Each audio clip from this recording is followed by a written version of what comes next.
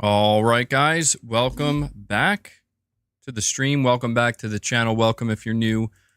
Appreciate you guys joining me today, and appreciate you waiting patiently for the intro to finish up there.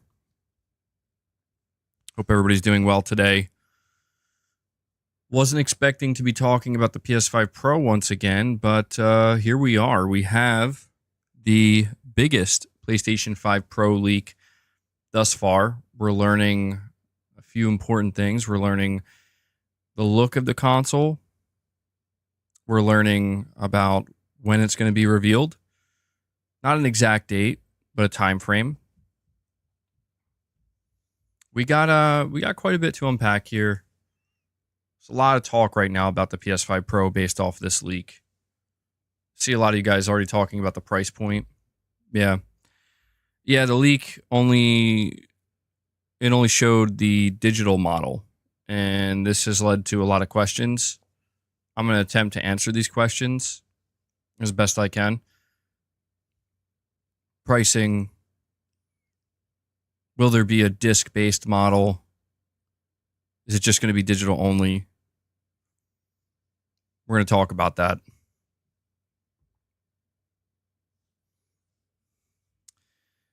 So, Matt.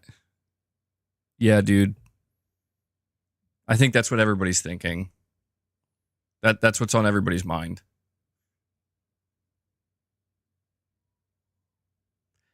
Yeah, I do wonder how long until Sony starts doing something like that, though. Packaging it with the console, yeah. Jerome coming in with a $2 super chat saying, if the PS5 Pro is digital only, will you get it? It's a great question, Jerome. And I think that will allow me to explain why there's no way this console is going to be digital only. No, I would not get the PS5 Pro if it was digital only. And here's why. I have a lot of disc-based PS5 games. I have a lot of physical PS5 games. So if Sony came out and they said the PS5 Pro is digital only, I wouldn't be able to play those games on that console. So the answer would be no. I'm not going to buy a PS5 Pro if it's digital only because I will lose access to a large chunk of my games. I simply won't be able to play them. Hence why it will not be digital only. I think a lot of people are forgetting that Sony sells a disk drive attachment separately. You can buy a digital PS5 Slim right now, and you can buy a disk drive attachment separately and connect it to it. So the exact same thing is going to apply to the PS5 Pro. You will be able to buy this disk drive, slap it on there. The only thing that might change is Sony might not offer two separate SKUs. The only SKU they might offer is a digital model, but they will make it known you can buy the disk drive and put it on. Or there could be two SKUs. They could just do it the same exact way they're doing it with the PS5. Cypherpunk, you're saying digital only for sure to keep the price lower. When marketing it, yes. When marketing it, yeah, they're going to focus on the digital model just because they'll be able to say this is the cheapest model, but you know, it does sound like if you want, it sounds like the way it's going to work is if you want a PS5 Pro with a disc drive, you're going to be looking at about $700. Most likely. Yeah.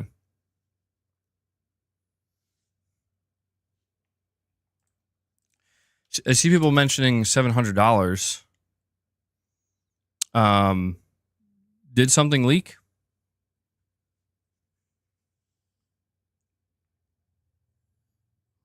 I haven't heard anything about the pricing. I'm saying it's going to be $700 for the disc version because I think if you want just the base PS5 Pro, if you just want it without the disc drive and you want it digital only, it'll be $600. That'll be the lowest price point. But if you want the disc drive, it's going to be close to an extra $100. So you're looking at $700.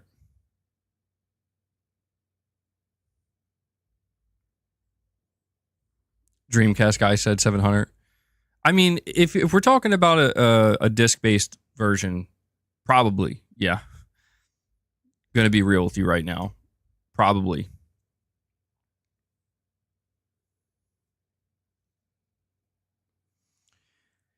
But the starting price will be listen, the starting price has to be $600. If they go starting price higher than 600, sheesh. Jerome, you're saying 600 for a system and making us pay for a disk drive is bullshit. Yeah. I mean, it sucks, dude. But it's the way it is, you know?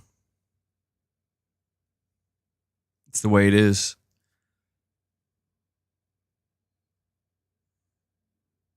Well, listen, I want to make this career. I want to make this. I said career. I want to make this clear, Jerome. We don't have pricing yet. All right. I just listen. We do have like a couple of things today that are apparently leaked that we can kind of lock in. But I do want to emphasize that we don't actually know the price yet. So before we call bullshit, I mean, look, I think that's likely how it's going to play out. But before we call bullshit, we gotta wait and hear it from Sony first, you know. Or unless somebody like Tom Henderson leaks the price or something. Or Jeff Grubb or whatever. Somebody reliable. I just want to say that, you know, it's unlikely. It's unlikely Sony's going to drop the price of the base PS5. They could do it, but I just don't think that's on the cards right now. They just raised the price in Japan, you know? Like, I don't think they're going to drop the price. Cypherbunk, you're saying, said it before, Apple mentality.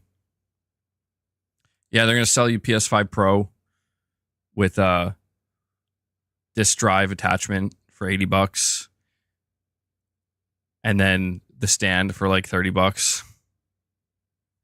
But, you know, people will pay for it, man. That's the thing. People pay for Apple. I mean, Apple mentality may not be the most pro-consumer mentality, but it is a reason why it exists. It's because people pay for it, you know? And who am I to say what people should or shouldn't spend their money on? It's not for me to decide. I'm just one consumer. They're going to charge $60 for the stand? No way. That'd be highway robbery, bro. Michael Lynch, you're saying Sony already learned from the PS3 not to go too expensive. For sure, it's going to be $599.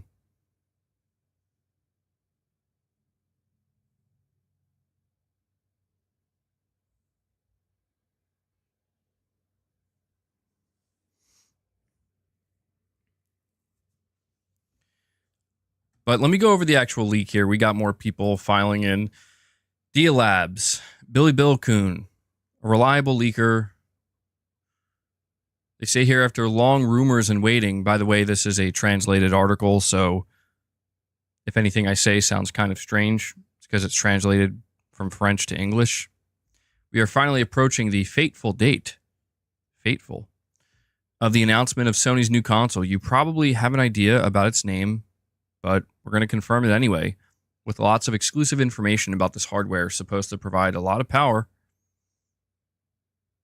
The PlayStation gaming community is starting to get excited, if it hasn't already, about several upcoming events and products from Sony. This has obviously been fueled by many rumors.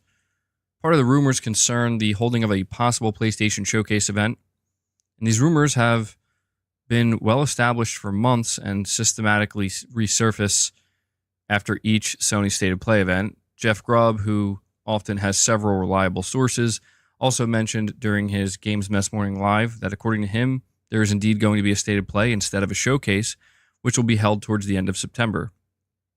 The other part of the rumor concerns the release of the PS5 Pro.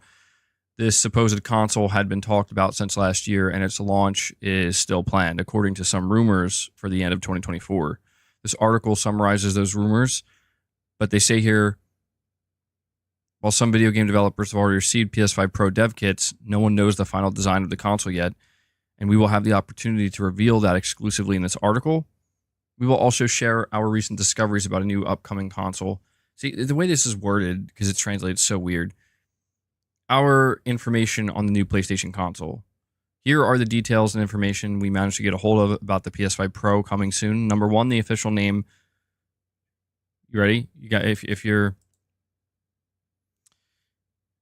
got water in your mouth right now, you might want to swallow it so you don't spit it out. But the first thing they're leaking is they can confirm the name of the console is PS5 Pro.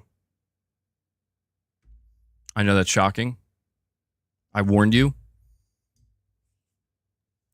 Hopefully nobody just fainted, but they confirmed it. The Chemical King saying, I think Sony will sell the digital version. This will allow for an equal price across the board, less confusion to the consumer. Bring in Phil Spender. I think he's long overdue for some butterscotch. Damn, Mini Tom Official fainted and was able to relay to us in the chat that he just fainted. Carl G as well. Oh, shit. I'm sorry, guys. Hopefully nobody got hurt. Hopefully you were sitting down or lying down while watching the stream. Not operating any like heavy machinery or whatever. But I think you're right, Chemical King. I do. I think it's more likely that there's going to be a single SKU, and that single SKU is going to be, it's going to be the digital PS5 Pro, but they will make it known that you can buy the disc drive and it will attach to it, you know? So if there's any concern, like, will I be able to play physical PS5s and 5 games on this thing? You can if you buy the disc drive. And it's kind of shitty. It is shitty, but I mean, it's like you're saying they're probably going to want to do that to avoid confusion, and just kind of simplify things. And Cypherpunk says, yeah, one version this time around could be spot on. I mean, yeah, if they were to do 2 separate SKUs, see, that's the next thing too, though, is like one of the things the biggest thing this article is leaking is how this console looks. This console looks identical, practically, to the PS5 Slim. So, because of that, it's like, well, you do 2 different SKUs of the PS5 Pro, you're going to have 4 different PlayStation 5 models out there. I mean, I think the consumer, I don't know, maybe I'm giving the average consumer too much credit, but I would like to think they would be able to figure that out. That, like, PS5 Slim disc model, PS5 Slim digital, PS5 Pro digital, PS5 Pro disc model. But you're right, they might do one SKU to avoid that confusion. Yeah, I mean, it's not, the PS5 Pro is not completely identical, right? Like, it, in terms of overall look, it looks extremely similar. It is bigger, though. Like, it is going to be bigger than the Slim. And I think that's to be expected. It looks like it's going to be wider. It's going to be a thicker console, I think, overall. And Jerome Montgomery says, you're saying if the PS5 and Pro hold its price, will the 6 launch at $700 and will you get it day one? I'm going to get the PlayStation 6 day one no matter what. Just putting that out there now. But do I think the PlayStation 6 will be $700? Absolutely not. No way.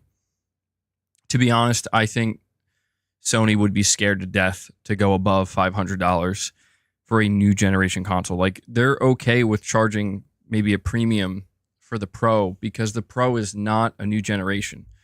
You know, they're not trying to sell this thing to the mass market. They're actually trying to sell it to a portion of the market, a portion of PS5 owners, a portion of people who haven't upgraded yet. And they understand that portion of people, the volume is just going to be a lot less. And that's why they're okay. And that's why Sony's going to be totally okay. Listen, Sony is not going to be upset or frustrated if you don't want to buy a Pro. You know, I'm not saying they don't care. They obviously would want you to, but they're just going to say, listen, if you're bothered about the Pro and the price and everything and it doesn't feel worth it, we got a base PS5 for you. And if you're not interested in that either, well, I don't know. I don't know what they would say at that point. But yeah, Jerome, there's no way the PS6 is going to be $700. But I'm going to get the PS6 no matter what, whenever that comes out. Austin, you're saying, thank you for the quality content. You're an outstanding individual. And to celebrate 12 months, I wanted to let you know that you are appreciated. Well, thank you so much for that, Austin. That's incredibly kind of you, dude. I'm glad you appreciate the content. I'm glad you think it's quality. And I very much appreciate those kind words, man. And thank you for being a member for 12 months, dude. Congrats. 1 year. Good stuff, man. Good stuff. I see Wes in the chat saying PlayStation for life. I feel like Wes probably has that tattooed on him. You do, don't you, Wes? William, you're saying, would you agree that if they reveal several first-party games as a state of play, it's basically a showcase? I would agree with that, yeah. If Sony were to reveal several first-party games, I would call that it. I mean, I would consider that like a showcase, you know? Because that's what showcases are all about. Chris Brown says, everyone wants top features without paying for it. Yeah, I don't know. I mean, I've seen a lot of people basically say that like the PS5 Pro seems totally pointless. And my thoughts on that are pretty much like, how do you know? How do you know it's pointless? Some people might say, well, there's not enough current gen games, but we're getting more current gen games now. Current gen only games, and we're going to be getting more every year going forward. So how do you know what I mean? Like, it's not trying to argue with people that say that, but it's just like, how do you know? You don't. You're just making an assumption. You're making an assumption that games are not going to benefit to any worthwhile degree from this console. And it's like, well, why don't we just at least give Sony a chance to show us, you know, and then judge. John says, show me the games first. Well, yeah, that I think is the biggest concern right now. There's another, listen, I'm going to go deeper into this article here so we can finish it up. There's a section of this article that I'm convinced, well, I'll just get to it. So the second part here, so they reveal it's going to be called the PS5 Pro. The second part is we are able to get a visual of the front of the final packaging box for the new console. This allowed us to have an idea of the final design of the PS5 Pro that has never leaked before. Due to copyright reasons, we will not be able to share the visual. However, you can check out a sketch drawn by us that illustrates the design of the PS5 Pro. So essentially what this looks like is a thicker PS5 Slim with 3 Adidas-like lines rather than the singular line. So if you look at the PS5 Slim now and you look at the plates, there's 1 line going through it in the middle. The Pro has 3 lines on both sides. And I guess the assumption is the overall plate itself is white and those 3 lines are black. But it looks, yeah, very similar. They say we can see the design is very similar to that of the PS5 Slim. We will find the same white color of the exterior facade. I don't know what they're saying there. This freaking translation, man, it's driving me nuts. 2 USB-C ports. The power button will also be present at the front of the console. The first difference that can be noticed from our sketch is the presence of 3 black stripes in the middle of the PS5 Pro. They say here, we imagine that it is possible to reuse the replacement plates designed for the Slim. So basically what they're saying here is that they believe you will be able to continue to use the current colored plates that you can buy from the PlayStation Direct. They continue here. They say the other difference that we can notice from the final visuals that the PS5 Pro is thicker. It appears to be slightly thicker than the PS5 Slim. And I will say, like, it is kind of looking like I'm looking at the sketch right now. It's looking like the PS5 Pro is essentially going to be the same size as the original model PS5.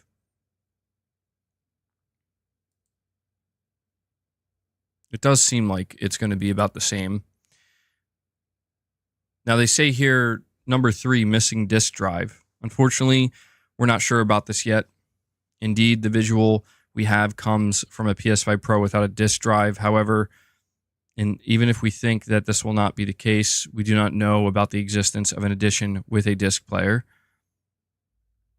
It is believed that this is a rather commercial choice by Sony in order to launch this console on the market with a competitive price by reducing the cost of its presence. So they don't know. They're just speculating. Number 4, what type of controller will come with the Pro? They confirm that the Pro is going to ship with just a regular DualSense. No surprise there. Chris Brown, you're saying, Waylark, you're saying, did they cheap out on the design using the old plates? No, I don't think they cheaped out on it. I don't view it that way. I think rather, I look at it more like they just wanted it to be consistent across the board, where if you're somebody who maybe bought 1 or 2 sets of plates from PlayStation Direct, like you got the red or the blue plates or the purple or whatever, and you decide to upgrade to the Pro, I think it's pretty cool that you actually will be able to apparently just swap those plates onto the Pro console and continue to use them. Lazy design? You think so? I mean, I don't know. I don't see a problem with the design of the console being consistent. It's underwhelming, yeah. Like, oh, it just looks like a kind of bigger PS5 Slim. Like, I get it. It's not like, oh my God. You know? It's not shocking in the least. But it's consistent. And, I mean, I don't know, man. I kind of assumed that's what it was going to be. You know, if you look at the PS4 Pro, you look at the PS4 Pro and the base PS or the Slim PS4 Slim, I mean, you know, the PS4 Pro it just looked like a stacked PS4. And they did that to make it like consistent, you know. I think it would have been a little bit strange if they came out and the PS5 Pro looked like some kind of weird, bizarre, separate thing. But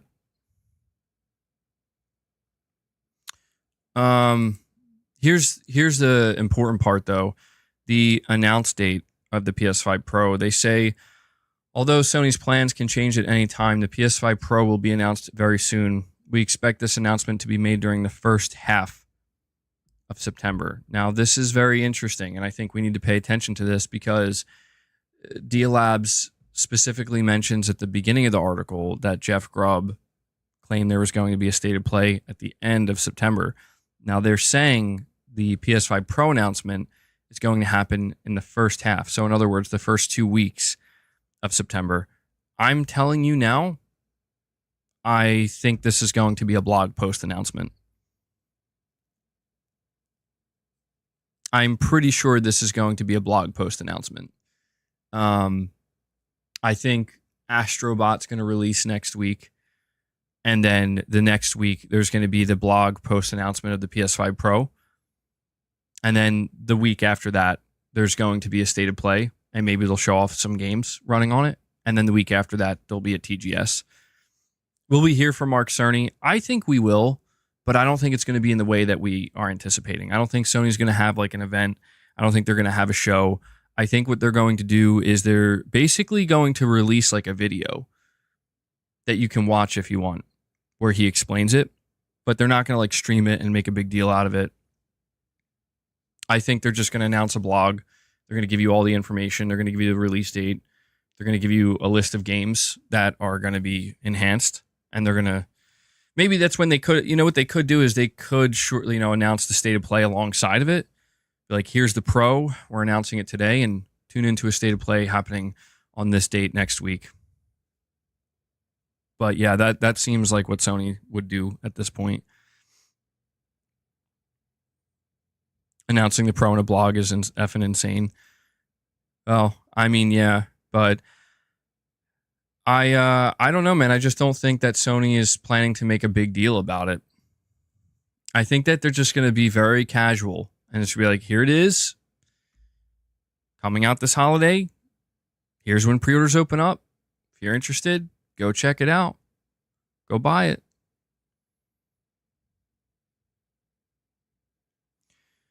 Remedy just announced they're partnering with Annapurna for Control 2. That's interesting. Yeah. Hey Tarnished is pointing out they've announced pretty much all of their hardware stuff in blog posts before. I mean, yeah, I don't know, like, unless maybe Jeff Grubb, look, I want to put this out here too. Jeff Grubb could have been wrong, or not wrong, but maybe his date could have been off in terms of like it being at the end of September. There's every chance that Sony will just decide we're going to do State of Play the second week of September, and that's where they will. I mean, look, man, I will say this. The PS5 Pro is going to show up at this State of Play. Whether it's announced before in a blog post or not, like it's going to show up there. Right? I mean, it's easy that they have to market it at that show. Sage Infinite, I did play Control. Yeah, I got the Platinum. Really good game. Cypherpunk, you're saying a blog post makes sense. It's only for a certain crowd. Well, keep in mind, when they announced the PS5 Slim, it was in a blog post. Yeah, I don't know though. Maybe I'm off on that. Maybe they will make a bigger deal about it. I'm not sure. Yeah, I think at the very least they'll put out a video of Mark Cerny breaking it down. I just don't know that they're going to make a big deal about it. Like, I think they're just going to casually announce it in a blog post and drop that video on their channel for people to watch. Maybe it could be like 45 minutes long or a half hour long or something. Mark Cerny just kind of breaking it all down. A blog by Mark Cerny? Maybe both. Mark Cerny could put out the blog. They could do quite a bit. There's a few different ways they could do it. But keep in mind, and I think this is worth pointing out, the PS5 Pro is going to be announced under new leadership at PlayStation. So however they choose to handle this, it's going to give us a lot of insight into what we can expect going forward in terms of announcements and how they're going to handle things. Keep that in mind. Chris Brown, you're saying, from my understanding, Pro products were always designed to enhance what you already own, not meant to be a whole new product. An example, smartphones. Exactly. Yeah, that's it. And that's exactly what the Pro is going to be. I mean, I'm still looking forward to it. I'm excited about it. And I'm mostly interested to hear what it's going to do for games that I'm going to be playing this holiday or next year and the years to come after. I want to know what type of improvements I can expect. And I feel like I've gotten my money's worth out of the PS5 for sure. I have spent thousands of hours on the PS5, and what's crazy is, for as much as I've used the PS5, it's still working perfect, man. Now that I've said that, it's probably going to explode when I go to turn it on later tonight, but it's working perfectly fine. Doesn't make any sound.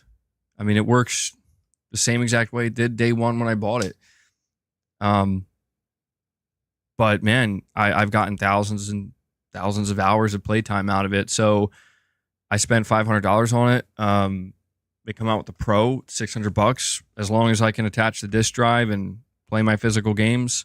And I want to say that too. Yeah, like I mentioned this earlier. I just want to reiterate it here.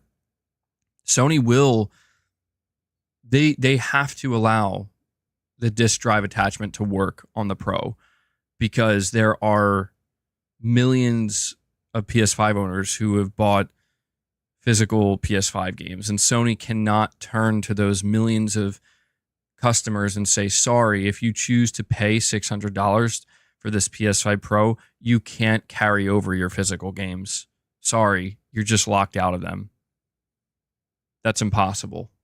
And that's also, listen, that's why the PlayStation 6 is going to have a disc drive too. Because when Sony announces the PlayStation 6, yeah, they'll probably show the digital version. They'll market the digital version, but they will still allow you to buy a disc drive if you want.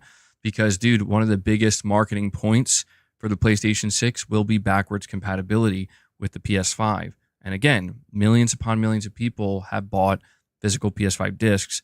There's no chance in hell Sony's going to turn to those customers and say, yeah, no, your discs are useless now. Sorry. It would be It'd be a critical mistake. So if you're worried about there not being the option to play your physical PS5 discs on the Pro, don't worry. Will you have to pay a little bit more for it? Probably.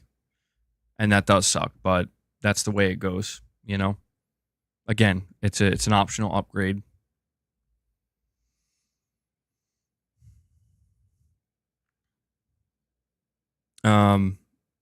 We have Robozilla saying, have you played Concord? Bit the bullet and figured I'd try instead of talking shit. And honestly, it has the bones to be good. It needs a lot of work. I played the beta. It was I agree with what you're saying. Like, you're saying it has the bones, but it needs a lot of work. Yeah, you know, I saw this article. I saw a couple of articles that were basically saying that people are already complaining that they're struggling to find matches, and I'm like, what the fuck, dude? That's wild. Like, that's actually wild. Like, I almost feel like Sony might have to start refunding people at that point. Like, it's launch week and you're struggling to find matches. Holy shit. That is so bad. But yeah, I mean, I don't want to talk about it, dude. The only thing I want to learn now is how much money Concord lost Sony.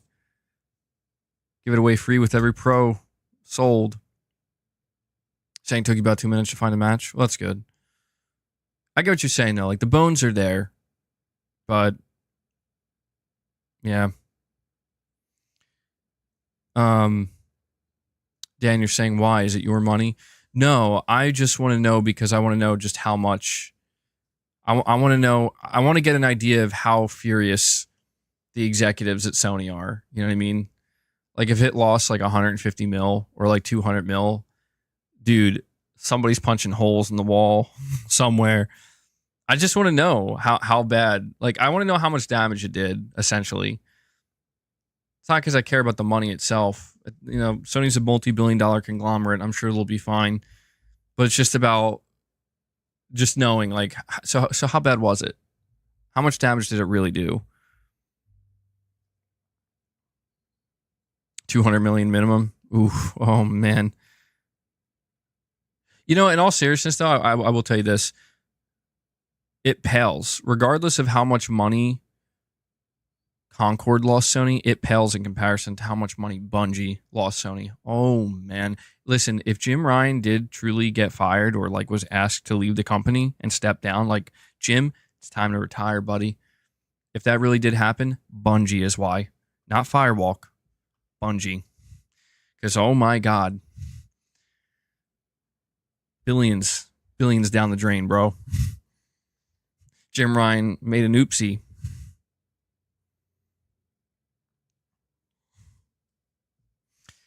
James Goodson says, I just want to know what the Pro will do for PSVR. I have to imagine Sony's going to at least acknowledge it, right? I mean, the PS4 Pro really helped out PSVR 1. And, you know, there's no denying that having this much more power in the PS5 will help PSVR 2. So I imagine they'll at least mention it. I would expect that. Yeah, it would be very strange if they like announce the PS5 Pro and they just don't say a word about PSVR 2. You know, even if you're not marketing it heavily anymore, Sony, you got to at least tell people who own PSVR 2 if they buy this console. I mean, it's a selling point, you know? It can only help. So I think we will learn about that. And we have Waylark saying Sony will test the waters with the Pro. Digital version only, and you need to buy the attachment. I think they'll carry that over to the PlayStation 6. I think you're right. Yeah. I think, I don't know, man. I on one hand, I could definitely see them doing that. I could, because, I mean, by the time we get to the PlayStation 6, we're thinking like 2028. Even more people are going to be buying their games digital only at that point. They will still, you know, there will still be plenty of physical games across the board, certainly, and plenty of people still buying them physical. But, you know, Sony will have more incentive than ever to lean more towards the digital stuff. So they could do it that way. And I could see that being a reality where, like, here's the PlayStation 6. There's just one box you buy, and it's a digital console. But we have an accessory you can buy for discs, and that's the disc drive attachment. So it's like if you were to walk into a store, like a Best Buy, or I don't know if GameStop's still going to be around at that point, Walmart, wherever. It's like any console, any PlayStation console you see on the shelf, it's just going to be digital. But there will be like there will be a disc drive attachment in the accessory section. I could see them doing that. But I also want to point out that, oh, Venino, I'm sorry about that. Thank you for letting me know. I'll read that right after I finish this up. Thank you for reminding me. My bad. I just want to point out that the dual model that they went with, by the way, this generation with the digital model and the disc-based model, it did work out for them pretty well. You know, it did work out pretty well. It didn't hurt them. It didn't cause much confusion. I think everybody is okay with it. So I could see them like maybe trying to play it safe and just go with that model again. But I think we'll know with the PS5 Pro, Waylark. If Sony comes out with the PS5 Pro and it's just the digital model and they just tell everybody if you want to play your discs, you got to buy the drive, then I think it's safe to say that's probably what they'll do with the PS6. I did miss a direct donation here. Let me make sure I bring that up. I'm sorry about that, man. Benino with a direct donation. Thank you, buddy. You're saying, I think the Pro is a mistake. $700 for outdated technology, especially with new GPUs and CPU.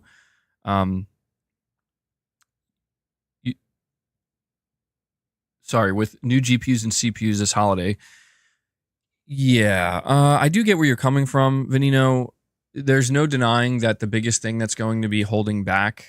Oh, I think I got another direct donation as well from Moonshot. It's safe to say that the only thing that's really going to be holding the PS5 Pro back at this point is the CPU. The CPU is it's the same CPU. It's going to get a 10% boost, but that's it. That's not going to do much of anything. You know, that's not going to be able to like foundationally change games and the way they're going to run, but that's the nature of the beast. That's the nature of the mid-gen refresh. So I don't think it's a mistake. I think the only way it would be a mistake is if Sony has the balls to come out and reveal this console and not announce any new games. Or just like the games that are getting upgraded are just not exciting. I think that would be a huge mistake. And I would find that frustrating because it's like, really, dude, like people are already questioning this thing. You got to have some new stuff to show alongside it. At least one thing, right? And fuck, man, I'll take Death Stranding, you know, as long as it looks good enough. But I don't know that I feel confident in calling it a mistake. I think it'll be fine. I think it's going to sell okay. I think if they have a bad reveal, people will be mad, but people will get over it because it's just a mid-gen refresh. And when it comes to new GPUs and CPU, if the leaks are to be believed, and what we heard is they're gonna have like some kind of RDNA 4 technology in this thing, apparently, in the form of ray tracing. So they might really lean into that to make it seem like super cutting edge. But Venino, I do appreciate the direct donation. And Moonshot, I'm going to read your direct donation in just a moment. I want to try and go in order here. We have Cypherpunk saying, did you see Bungie's marathon lead or former lead, Chris Barrett, got fired because of inappropriate behavior? Like 8 women came forward. Bungie is the company that just keeps giving. I did see that, yeah. And I might talk about that a little bit later. I don't know how long the stream is going to be today, but that's basically like the second topic that I have to discuss. Yeah, I saw that. I hate Bungie, man. I do. I hate that. No, I hate that Sony bought Bungie. I actually hate it. Man, if I could go back in time, you know, I'd be like, Jim, bro, don't sign it, man. Don't agree to this. It's over. I just hate that this is the situation that Sony and Bungie have found themselves in. I mean, it's good that this dude was fired, but it sounds like Bungie is just toast. It sounds like they're finished. And I know that there are some people who still have hope, but I just am like, how do you still have hope? How? You know what I mean? At this point, it just seems clear that the future of Bungie is in Sony's hands. And I think what that ultimately means, is that outside of Marathon, anything we get from Bungie in the future, it's just Sony. So, you know what I mean? Like, it's Sony. It's not Bungie anymore. It's Sony. So it's so weird how it all worked out. But yeah, I did see that Cypherpunk. And you also say here, they want you buying the games from their own storefronts. Digital will be the future with the option to buy a drive. Yeah. And you know, the crazy thing about it, Cypherpunk, is Sony nor Microsoft, they don't really have to push for this anymore. Sony and Microsoft make the most amount of money when people buy their games digitally from their storefronts. I think most people know this, but they get 100%, rather than 70% and having to share the 30. Specifically, if you're buying their games. There's still obviously... Sony's not getting 100% on third-party games, but what you're saying is true, Cypherpunk. Sony, Microsoft, all these different storefront... all these different companies that have these storefronts, they want everybody buying games digitally, and they're going to they're just going to try to go with the flow. And right now the flow is basically saying that the majority of people are buying their games digital, but there's still a lot of people buying physical, and Sony would be unwise to abandon that. Moonshot, let me see here. We got a couple of direct donations from you. Thank you for that, buddy. You're saying here, there was never going to be a PS5 Pro event. The most we will get, if we are lucky, is a 20-minute maximum YouTube video breakdown with Mark Cerny. Personally, I'm okay with whatever they decide as long as its capabilities are thoroughly explained and it's worth the upgrade / asking price and game examples. Yeah, and I think that's a very balanced viewpoint, Moonshot. I won't lie, I did think for a while that they were going to do an event, but once I heard that they're not doing a showcase in September, that pretty much killed it for me. Like, I kind of realized, like, okay, yeah, there's not going to be an event for the Pro. If they're not doing a showcase, they're not going to have an event for the Pro. Like, I actually thought I thought the way Sony was going to do it is they were saving a showcase for September, and they would also reveal the Pro during that showcase, kind of like a 1-2 punch. But they're not. So I'm thinking... yeah, it's going to be relatively conservative and low-key. The only thing I would say is I think the video we get from Mark Cerny, if we get a video featuring him, I think it will be a little bit longer. At least 30 minutes. You got to give Mark at least 30 minutes. They gave him an hour the first time, so, maybe cut it in half. Certainly, we should get some interviews, though. I will say that.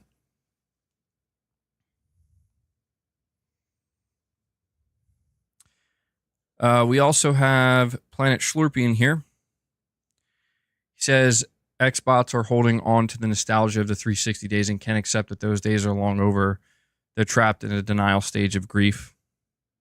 Yeah, I do see that across the internet with some people, but I see it with PlayStation players as well. I get it. Here's what's crazy about this generation. Things have changed very rapidly across the board. It's like so funny to me to see some PlayStation players acting like Sony hasn't completely changed the way they do things when they have. And we are at listen, the reality for both Sony and Microsoft and these two console manufacturers right now is one is starting to release their games on the competing consoles. The other is dropping a game like Concord, which is somehow flopping harder than Redfall. And it's like weird times. If you had told me in 2020 when this generation started that, hey man, halfway through this generation, Microsoft's going to start porting their games to PlayStation, and PlayStation's bringing you Concord, I would say, what is Concord? And my future self would say, you'll see. Just make sure you're real hyped for it, bro. But I get what you're saying, Planet Schlurpian. There are just certain people across the internet that they just, for some reason, they don't know how to read the writing on the wall. And I wouldn't even say read the writing on the wall. They just don't know how to look at things rationally and objectively, where it's like, things are just different now. You know? And I feel like I recently kind of woke up to that, where it's like, this idea that Sony's going to come out in September or at any point, and it's like, we're going to do things the way we did it during the PS4 generation. That's not going to happen. It's just different. Whether you like it or not, like it's just a different Sony, a different PlayStation, and the same can be said for Microsoft. You know, Microsoft is going to do some things very, very, very differently from the way they've ever done them before. And so I think that there are a lot of gamers who grew up playing, or, you know, have a lot of fond memories playing these older consoles like the 360, the original Xbox, PS1, 2, 3, even the PlayStation 4, you know, and I think that a lot of these people are struggling to grasp that, like, those days are over for both Sony and Microsoft. We're not going back to it. And it's not necessarily, I mean, it depends on, like, some people hear that and they think that's a good thing. Other people hear it and they think it's a bad thing. But the reality is we don't know what it is. We don't know if it's good or bad, because we're seeing it play out in front of us and we don't know where it's going to lead. Microsoft basically said this. They're like, listen, man, we're going to put these 4 games and we're just going to kind of see what happens. We're hoping we're going to make more money and this won't kill our brand overnight. And Sony's out here being like, yeah, we're just going to start putting games on PC, and we hope it makes us more money and doesn't kill our console sales. We'll see what happens. And you're just going to see these companies continue to make these decisions that ultimately lead in the direction of growth. And hopefully for them, this is what they're hoping for, more profitability, you know, better profitability, better profit margins. Okay, you're saying, good day, MBG Pro, $700 to $800 blog post reveal, no promo. Thank you for that. Okay, I'm feeling it. I'm feeling the optimism coming out of OK here. I mean, I think it's safe to say that that's absolute worst case scenario. You know what I find so funny though about it, what you're saying, okay, is at the end you say no promo. That would be the funniest thing if Sony's just like, we're not even going to bother marketing this thing, bro. Why even bother? No, I think, at the very least, okay, I think we can agree. They're going to market it at least as much as they did the PSVR 2. Come on, man. At least as much as they did with PSVR 2. MVG, you look underwhelmed, LOL. Sony sucks these days when it comes to fanfare. Well, yeah, I mean, I'm not feeling the hype right now, but that doesn't necessarily mean it doesn't mean it's a bad thing. Like, I'm looking forward to these things occurring. I'm not just dreading them. I mean, if we were looking down the barrel of a showcase in September, I would be a little bit scared. I'm going to be honest with you, man. I'd be so scared, like, Sony, you're going to screw this up, aren't you? It's going to be a second bad showcase. At least knowing it's a state of play, we already know the expectations are lower. So it's like, all right, well, if they fuck it up, everybody can walk away and be like, well, it's a state of play. What'd you expect? But yeah, I mean, the way Sony's been handling their stuff recently has been incredibly underwhelming. But I've still been enjoying, you know, a lot of what they've been offering this year. I am looking forward to Astrobot. I'm stoked for Silent Hill 2. Until Dawn seems like it's going to be a good time. I'm glad both of these games are actually coming out in October, Halloween season. But we'll see what they do, man. We'll see how much fanfare they whip up for their Pro PS5 console. Let me make sure there isn't anything I'm missing here. All right, so look, that's going to wrap up the topic for the PS5 Pro. I put this video out super early today. I woke up really, really early today. But I put out this video. It's like a 3.5 minute long video where I just break down this stuff.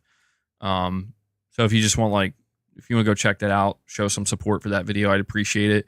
But what we're going to talk about now is more bad news. Well, I wouldn't say the Pro is bad news, but more bad news for Bungie and this fucking terrible acquisition that Sony made. Digital Dude 25 comes in with an exclamation point. This leak doesn't mean shit without showing games. Yeah, I agree. I mean, it means something, right? It means we know what it looks like and we know when the reveal's coming. But I agree with you, Digital Dude. Sony, we got to see the games. We got to see the games. We got to see the upgrades. Once we see that, we'll get a much better idea. Waylark, you're saying Marathon will still be coming, but it's to be heavily downscaled, supposedly, to a new leak. Yeah, I just saw that. So we got a couple of things to cover here. All right. The first thing we're covering, hold on. So there was this report that came out yesterday about Marathon, about Bungie. This comes from Insider Gaming.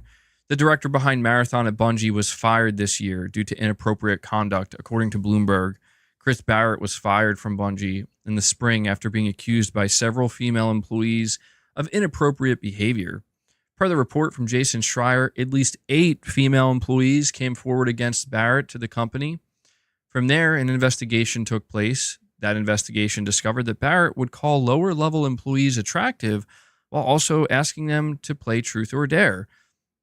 On top of that, Barrett reportedly flaunted his wealth and power within the company while hinting that he could help people advance their careers. Messages that were sent to Jason Schreier showed requests to hang out with the women involved, as well as texts that were flirtatious. It was also said that Barrett's interactions with the women had similar patterns. Barrett would befriend women at the studio in various departments and then send them a barrage of text messages that blurred the lines between professional and personal. In a statement given to Bloomberg, Barrett apologized for making people feel uncomfortable while adding that this was never his intention.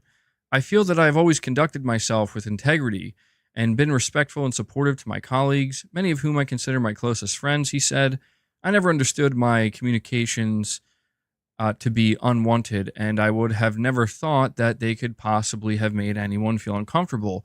If anyone ever felt that way about their interaction with me, I am truly sorry.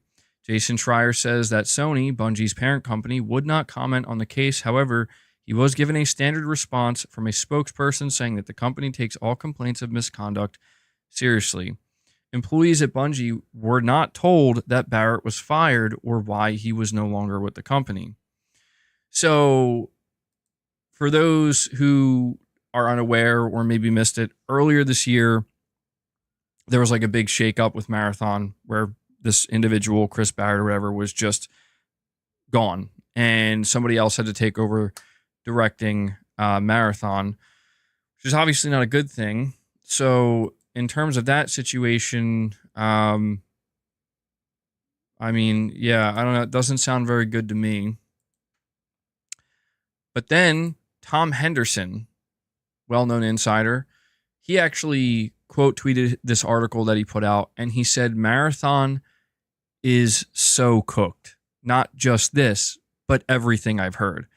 So basically, Tom Henderson is saying that he's heard this game is going to be utter shit. But now we have what seems to be a 4chan leak regarding Marathon. Now, obviously, we can believe Tom Henderson. Tom Henderson is very well connected. If Tom Henderson says Marathon is cooked, I'm going to assume Marathon is indeed cooked. But when it comes to this 4chan leak that we're about to go over, be very careful. Okay, it's 4chan. Who the fuck knows if it's real? It says shakeups were occurring long before Concord's financial failure. This is not the answer to that. Repeated focus testing with Destiny, Tarkov, and Hunt Showdown players have been continually negative in its feedback. Leadership and creative design decision makers have been a revolving door. With every new change comes a new vision to fix the project. As the game currently stands, it will ship, but it will not be the product on the same scale as originally promised, comparable more to the survival minigame mode of The Division. The map is now a single fixed map with a Fortnite-style storm bubble. Characters are being pulled back from straight hero shooter characters to archetypes or archetypes, where you may pick a body type, voice type, and a couple of height and build adjustments, but for gameplay purposes, you are the archetype, which is more comparable to Destiny's Titan Hunter system, where everyone who wants to be a hunter, where everyone wants to be a hunter, but you were never playing Cade 6, for example. One of the more feature-complete archetypes is the Vault Runner. Vault Runner, I guess is how you say that. A high-mobility-focused archetype which has benefits to using weapons such as SMGs and pistols, can blink to teleport either forwards or up and down, even through a surface, if it's impassable like the ground, and has a chaining electricity grenade. Blah, blah, blah, blah, blah, blah. There is now no ongoing overarching story. You are mercs sent down to recover files, artifacts, and material from the surface, so go nuts and shoot your heart out. It is probably, though, not set in stone. It's going to launch at $40 like Concord and Helldivers, but will have substantially more expensive early adopter editions in line with Destiny. The launch window event planned where buying and playing the game unlocks cosmetic content in Destiny. The plan is to release a smaller, easier to manage game on initial release, and depending on what, if anything, works, those elements will be reinforced and supported in future updates in a case of agile, adaptive design. The art style has significantly changed and is much closer to Destiny 1, with more emphasis on things like dust particles in the air, darker shadows, and greater depth of field. A positive amongst the doom and gloom is the reason the leadership plans to adapt on the fly is because they can. Unlike Destiny and its aging, barely holding together engine, a significant amount of time was put into Marathon's engine to future-proof it and allow for quicker changes much faster. So that's good.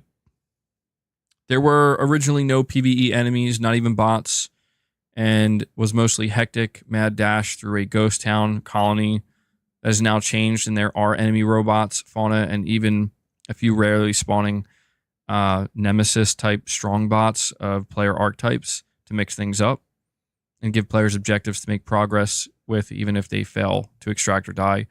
There is a battle pass and seasons just like Destiny.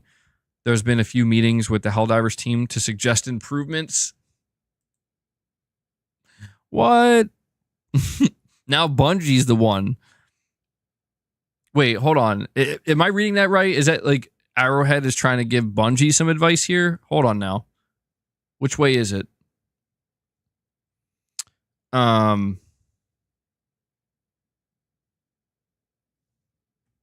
You think this is fake because it's too much detail? My question is, who the fuck takes the time to write this shit?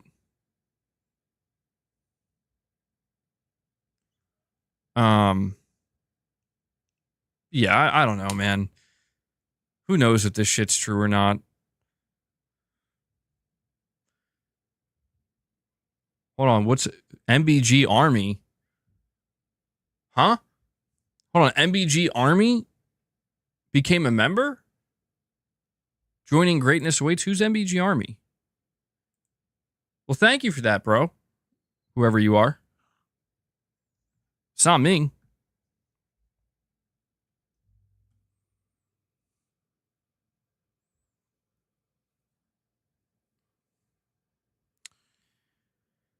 Uh, 4chan is like scooping up water with a fork. Ain't happening. MBG's alter ego. Yeah, became a member. I do have another direct donation here. Give me one moment. Who's this from? This is from Moonshot again. You're saying even though the Pro is an enthusiast device with a conservative reveal, it doesn't mean it can't be exciting. Playing Wukong right now. I could use a Pro, my guy. Absolutely. Yeah, I mean, dude, like, it's clear that some of these games need a Pro to run better and to take advantage of that extra hardware. You know, I'm just keeping my expectations low, man. That's all. Like I said, I'm gonna buy it no matter what. And I'm gonna buy the new PlayStation hardware. But I just don't want to get ahead of myself and assume what's going to be available. You know, I don't want to assume what games are going to get updates and how much better they're going to be. I'm just going to leave that to Sony.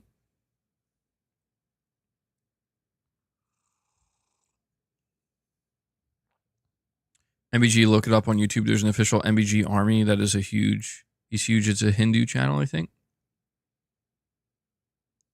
Damn.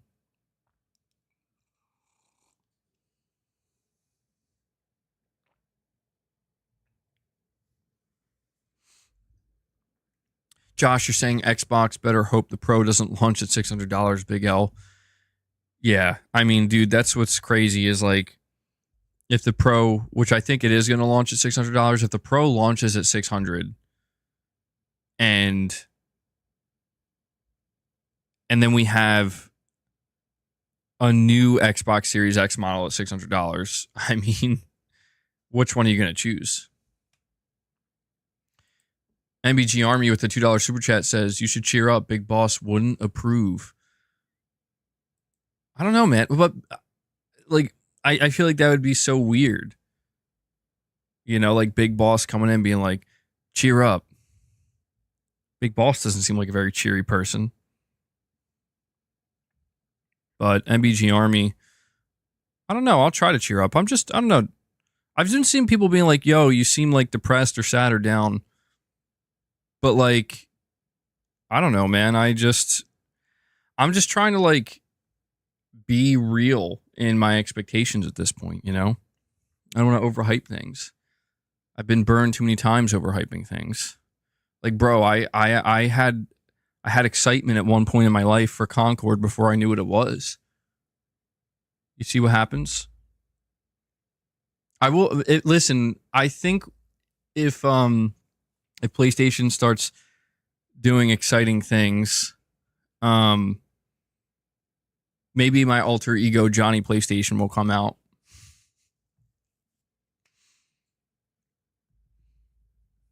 Concord traumatized him. I mean, dude, yeah, the trauma that's been inflicted is not good. It's not good, bro.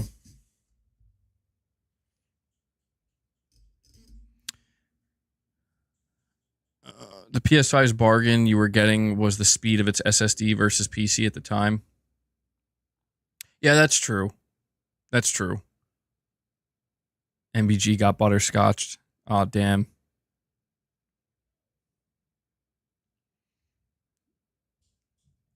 Well, hey, man. Moonshot. I do agree. It doesn't mean that we can't expect any excitement. I mean, I'm just trying to keep my expectations as low as possible just because I do think there's a real chance that this whole thing that's going to play out could be extremely underwhelming. I mean, I'll be honest with you right now, man. The thing I am actually most excited for, it's not the state of play. It's not the Pro. The thing I'm personally most excited for right now is seeing more Death Stranding 2 because I mean, it's one of my most anticipated games. And I know that that's not the same for everybody. A lot of people don't care about Death Stranding 2, but I am hopeful. Like, I want to hope that these things turn out to be good. I hope that Sony has a successful PS5 Pro reveal. I hope that maybe they do surprise people a little bit with what they show. But at this point in time, I just think that Sony is in a very conservative mode right now. I think because they have to be. I mean, they're actively losing money on Bungie. They're losing money on some of their live service endeavors. And there's a leadership change now. We have new leadership in, and their competition is also having certain struggles of their own which is why they're starting to port some of their games over. So, you know, we're just at a time where all these companies are being a little bit more, or in some cases, a lot more conservative. So I'm just trying to keep that in mind when we talk about the idea of reveals or any type of event or, you know, future game announcements / releases.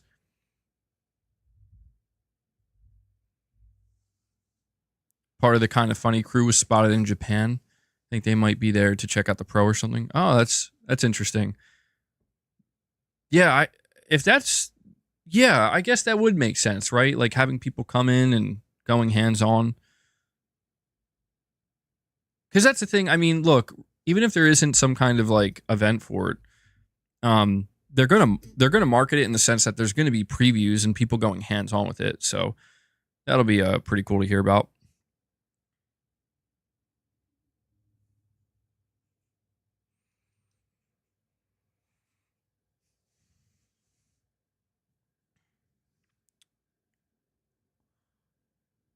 Oh, by the way, guys, I was laughing last night because I don't know how many people missed this stream. I did a later than usual stream yesterday, but my stream was focused on the idea of Death Stranding 2 releasing sooner rather than later. And I based that assumption off of a tweet that Kojima put out. I noticed about an hour after I finished my stream, Kojima put an updated tweet out where he quote tweeted himself. And he basically was like, I think some people misunderstood this. And he basically went on to explain how it's not quite in the polishing phase yet. Yeah, Jay Shako, I missed it, bro. I thought that was pretty funny. I'm like, oh shit, did he see my stream? Did he see my thumbnail? And he's like, yeah, I gotta let these guys know.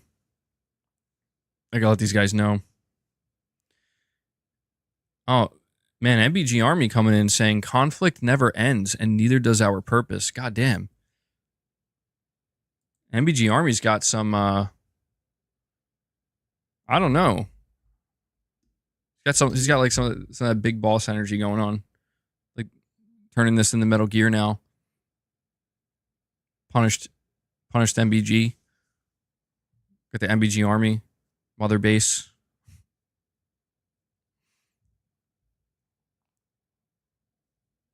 Big boss, brother, not me. The battle never ends.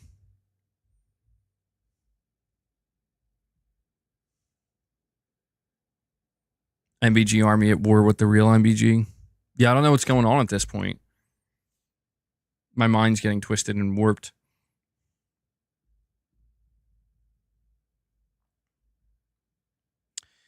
It's Beast Mode says, what's up, brother? I'm at work. What have I missed? Basically, the design of the PS5 Pro leaked out. It looks just like a PS5 Slim, just bigger. And it's got three like lines instead of one. 3 stripes. And Marathon is apparently cooked. Marathon sounds like it's going to be pretty bad. So that's about it. Not a whole lot.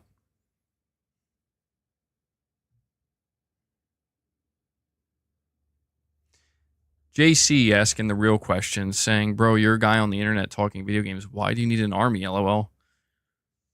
Because you never know. You never know, man. Never know when you might have to rise up, protect, defend. Yeah, I don't know.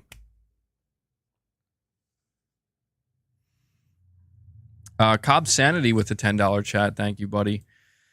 You're saying, not saying it is, but if the Pro is digital only, blame the people who don't buy physical copies of games. I remember Sony reporting saying that 80% was digital buys in 2024. Yeah, if I'm not mistaken, I agree with you, Cobb Sanity. This is why I always say, like, if you do care about physical media at all, try to do your part. Support when you can. Make a couple physical purchases. Some people just don't care, though. Some people are totally fine being all digital, and I get that too. Like, I think people should just do what they want. But I do think that when we talk about that 80% are buying digital, I'm pretty sure that counts things like DLC and microtransactions. Somebody correct me if I'm wrong on that, but I think we have to be very careful when we're looking at that type of number, because it's like, you know, it makes it seem like there's way less people buying physical games than there actually are. And so if you remove the microtransactions, the DLC, any digital purchase alongside a game, it makes it much clearer that, oh, okay, actually quite a few more people are buying physical games than we thought.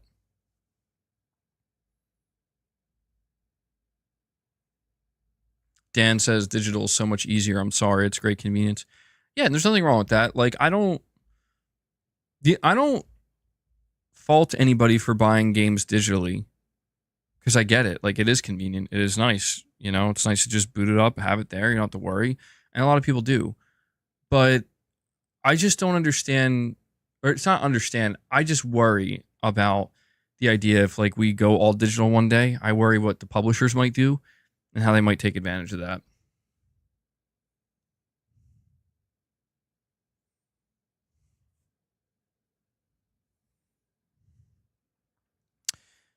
So Cobb Sanity, hopefully, hopefully Sony and as well as these other publishers will continue to support physical media for many, many years to come.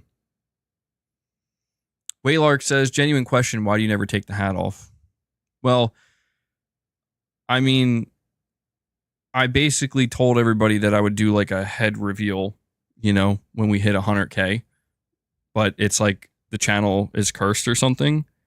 And we've just hovered at like 98, 99K for like literally 2 years. And it just refuses to get to 100K. So it's almost like there's some kind of cosmic force that doesn't want me to remove the hat. Or maybe I have to remove the hat in order for us to get to 100K. But there's no particular reason. I mean, I would probably make sure that I shave my head nice and clean, if I were to do a hat removal at some point. At the rate things are going, though, bro, I'm at a point where I'm just like, I'm just going to put a wig under this hat and then take the hat off and be like, there you go. Just because it would be funny. But that's basically it, Not that exciting.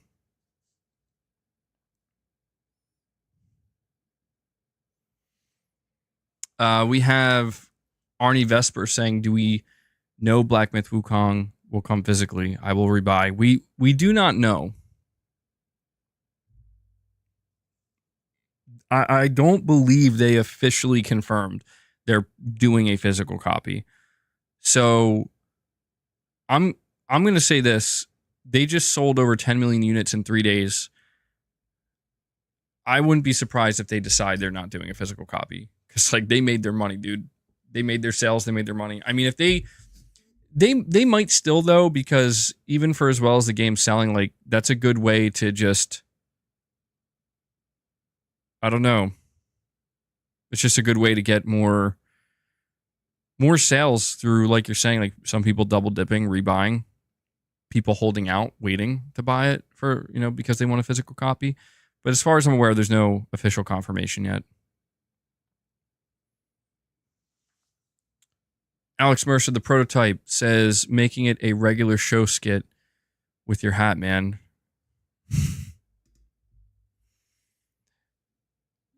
I know. I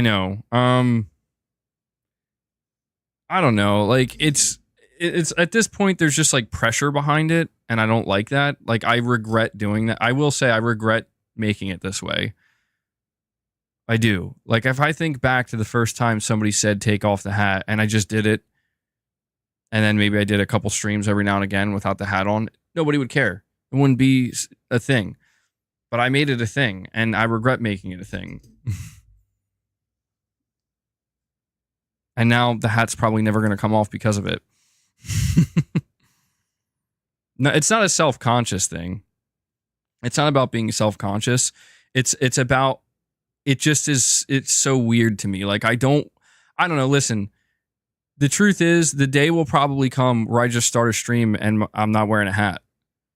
And, for like the first 10 minutes, everybody's freaking, well, I'll be like, people will come in like hours later and be like, oh my God, where's your hat? But it'll just become a thing.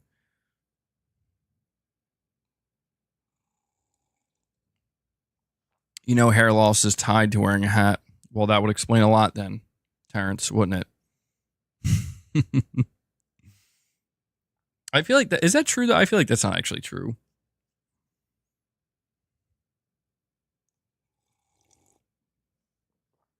You know what I'm going to do though to really fuck with you guys? The day that I start up a stream without a hat on, I'm going to be shirtless as well. So you're just not even going to know. You're not going to be able to process what's happening.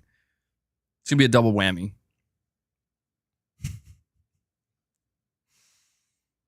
It's beast mode says that's not true. It's beast mode. It looks like you're wearing a hat in your profile picture. I'm right there with you though, man. That's not true. That can't be true. I refuse to believe it. Wes says it's absolutely true. It's been proven. I need some scientific evidence here. I need somebody to explain to me. Why it causes beef. You guys really created arguments going on. Perfect Image with the super chat says, I worry about digital because of games getting deleted. That's why I buy physical games that I like. PS5 Pro, maybe if the price is right. Yeah, we'll have to see.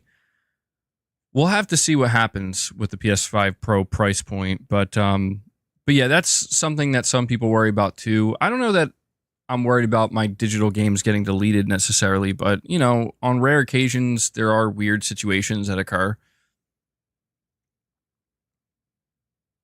So it's not like it's impossible.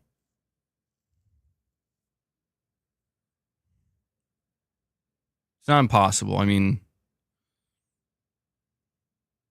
you know, it's like the original Plants vs. Zombies, right?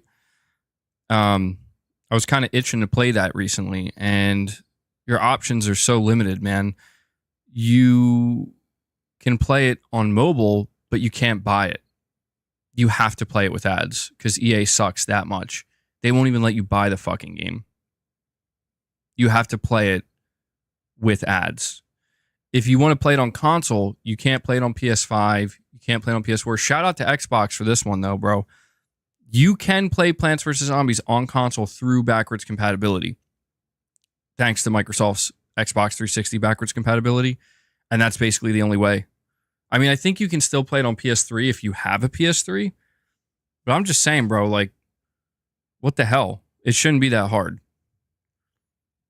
It shouldn't be that hard.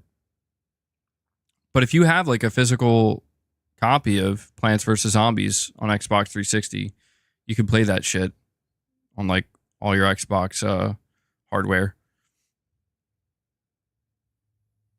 And I guess I'm just pointing it out because it just does go to show that, like, I mean, thank God for those physical copies, right? The Xbox 360 store shut down, didn't it? So thank God for those physical copies of Plants vs. Zombies, bro, because if they didn't exist, you're shit out of luck. And that's one of my favorite games of all time, bro. So yeah, it does happen. Perfect Image. The Genius 200X says, I'm telling you, possible announcement tomorrow. It could be, man. It could be. I don't know.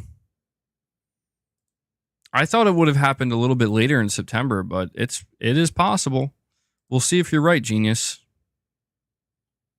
We got Mrs. MBG using her milestone chat, saying, I went on PC to give a membership dono, and the option isn't there today. Just letting you know. Maybe it's just me. That's weird. Can anybody else confirm or deny this? Can somebody confirm that you're getting the option to gift a membership? Because that's concerning. YouTube always doing weird shit. We have PS Gamer here, a member for 13 months. He says, MBG, did you check the new PlayStation definition of state of play? Okay, sorry. I don't know why I got so hung up on that word. Did you check the new PlayStation definition of state of play? They removed third party from the definition and now only mention world of PlayStation.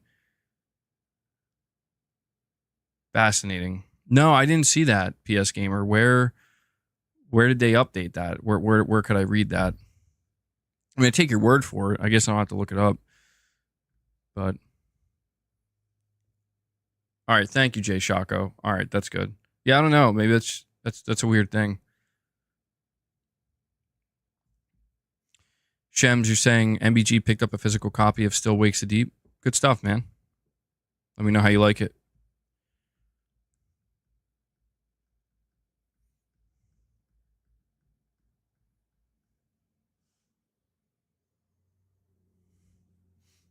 It's okay, Wes. I accept your apology. Wes is very upset with himself.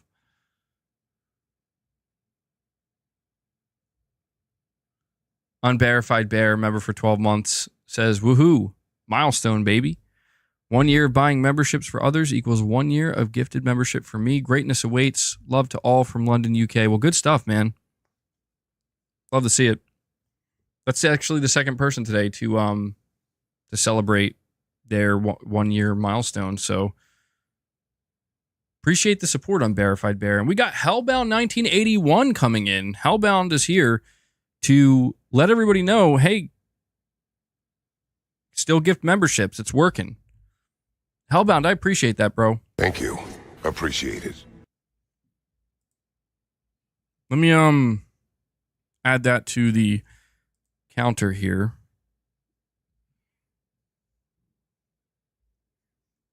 Since Hellbound just gifted 5 memberships, I'll take this opportunity to remind everybody. I think I actually didn't mention it at the beginning of the stream, but we did a members lounge yesterday.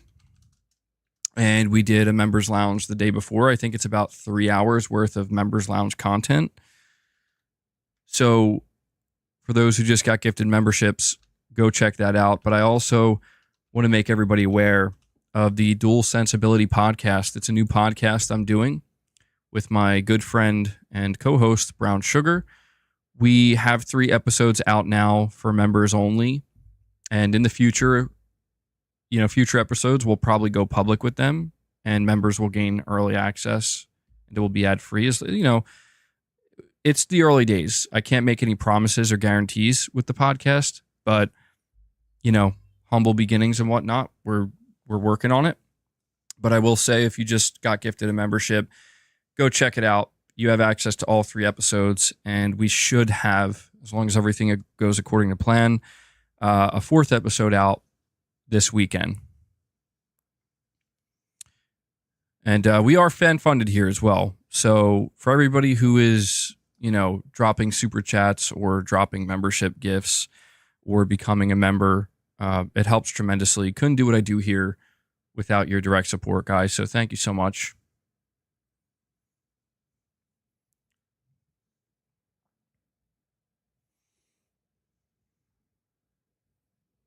Oh, and also want to thank anybody who uses the direct donation link as well. I'm trying to make sure I'm thanking everybody. Don't want to leave anybody out. Dude, this chat summary, what the F? Viewers are discussing MBG wearing his hat. Yeah, I keep forgetting about the chat summary tool. That's a pretty cool thing that YouTube has implemented. That's so funny. They're making it worse, bro. YouTube is making it worse. Please stop. You're scaring me. You're putting too much pressure. An Unverified Bear comes in and drops a second 5 bomb on you guys. 5 more memberships gifted from Unverified Bear. Let's get some W's in the chat for him as well as Hellbound. He just brought us up to 11 members on the day. So everything I just said about the perks you get for being a member, to those 5 individuals who were just gifted, go check that out, man. Go check that out. What soundbite should I use? I'm going to use one I haven't used in a long time. I sacrificed everything for my people. And I would do it again. That's such an intense soundbite. Goddamn. We need Ghost 2, bro. We need Ghost 2. Let me update the goal, though.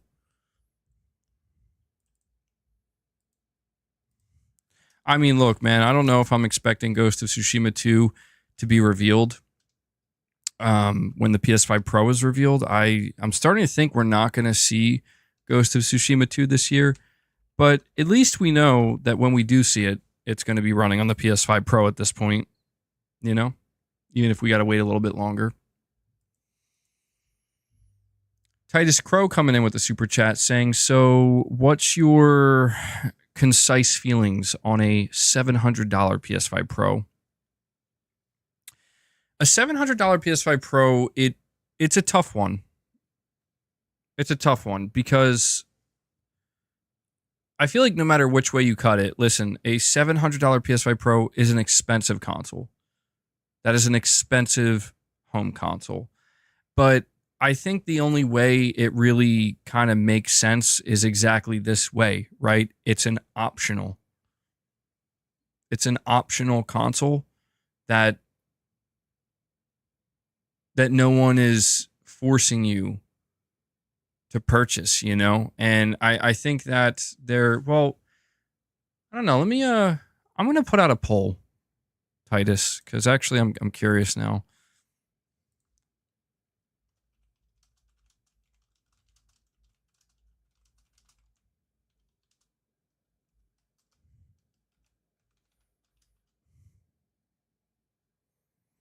I'm putting out this poll. I would appreciate it if you guys vote on it.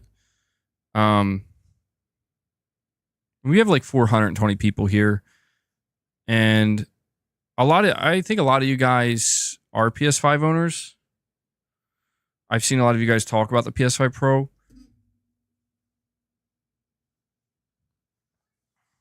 The $700 price point is being thrown out there a lot. I think it's safe to say that most people would not pay $700. And I think, again, man, Titus, I don't know if I'm assuming you weren't here for the earlier conversation or discussion, but I'm going to tell you right now, man, like this console's not going to be, like the base model is not going to be 700. It's just ludicrous, bro. Sony's not going to do that. They will kill any chance that this console has. But I do think you're looking at a $700 price tag. If you want a PS5 Pro with a disc drive, I do think that's what you're looking at. So I think a $700 PS5 Pro is technically going to exist. $650? I don't know, man. Let me see.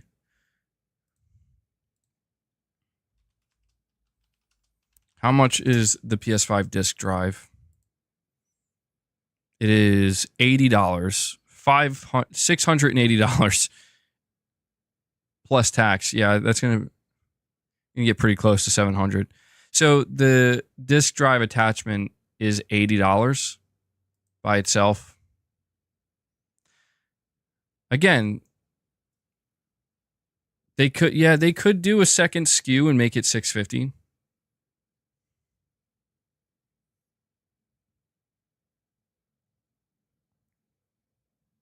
They could.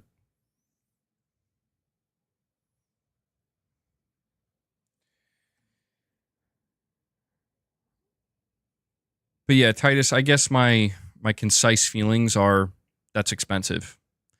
And that's going to be low volume, very low volume. But I do think there will, believe it or not, I do think that there would be, albeit a small audience, but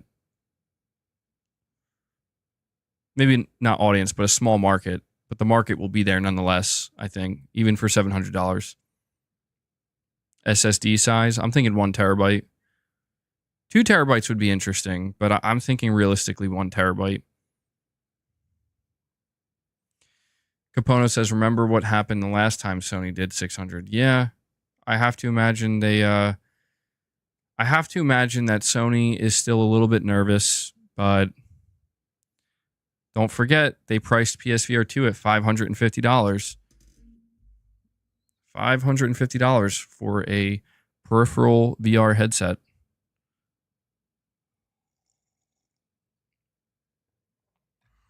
So we're going to find out soon enough, man. We're going to find out soon enough. Let me see if anything else has come out while I'm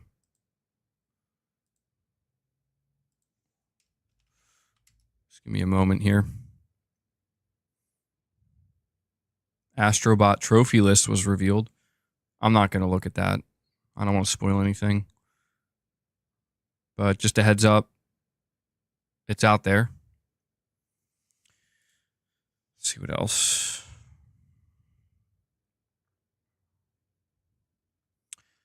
The director of Astrobot, Nicholas, I don't know, Doucet, I don't know how to say his name, says they are planning speedrun and other fun stages as DLC for Astrobot. We plan to release DLC that includes playful stages and exciting speedrun stages like in the previous game by the end of the year, so please look forward to it. Good shit. All right, that's awesome. So we're getting some confirmation that Astrobot is going to have some post-launch support with some DLC. It sounds like it's going to be free. I mean, it's not explicitly stated, but I would assume it is.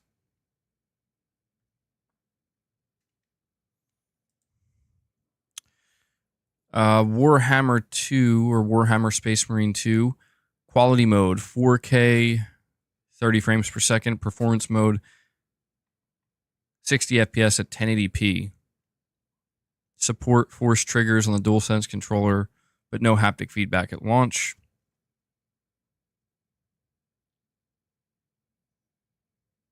What is this?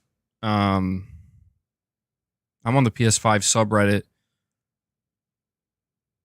The Jackfruit Queen says, or not says, but has a post here.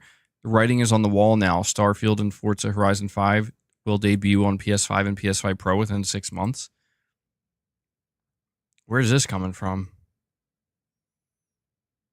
The top reply says the source is the Twitter account TimDog, who doesn't exactly have credibility. I mean, I have no doubt that we'll see more Xbox games on PlayStation and that it's possibly going to be Starfield, but nothing has been confirmed here. Just someone tweeting. Yeah, I wouldn't take that as like a report or a rumor. That's so funny, though.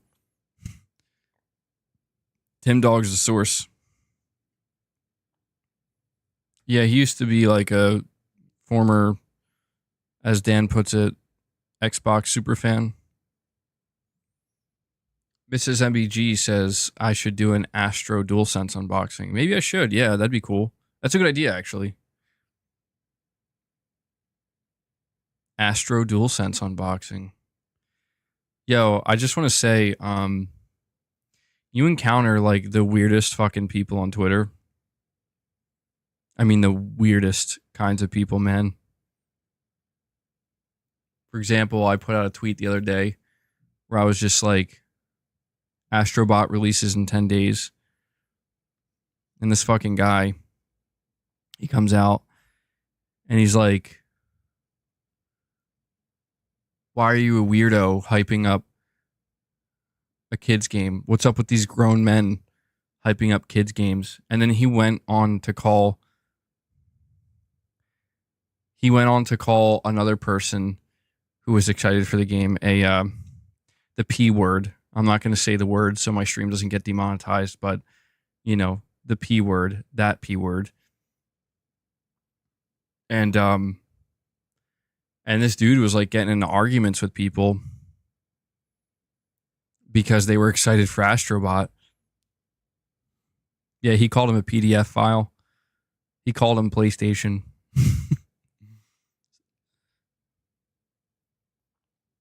But I was just like looking at this dude like, there's no way you're real, bro. Like, how are you going to behave this way because people are excited about Astrobot, a game that's literally for everyone? It's just a fun video game that some people are excited to play. And this guy's out here, like, trying to make it sound like you're a friggin' weirdo. Like genuinely, like, he was being serious, too. Like, you are an actual weird human being. Like, there's something wrong with you. And I can't stand people like that, dude. You could tell it was a dude. Some guy who needs to grow up.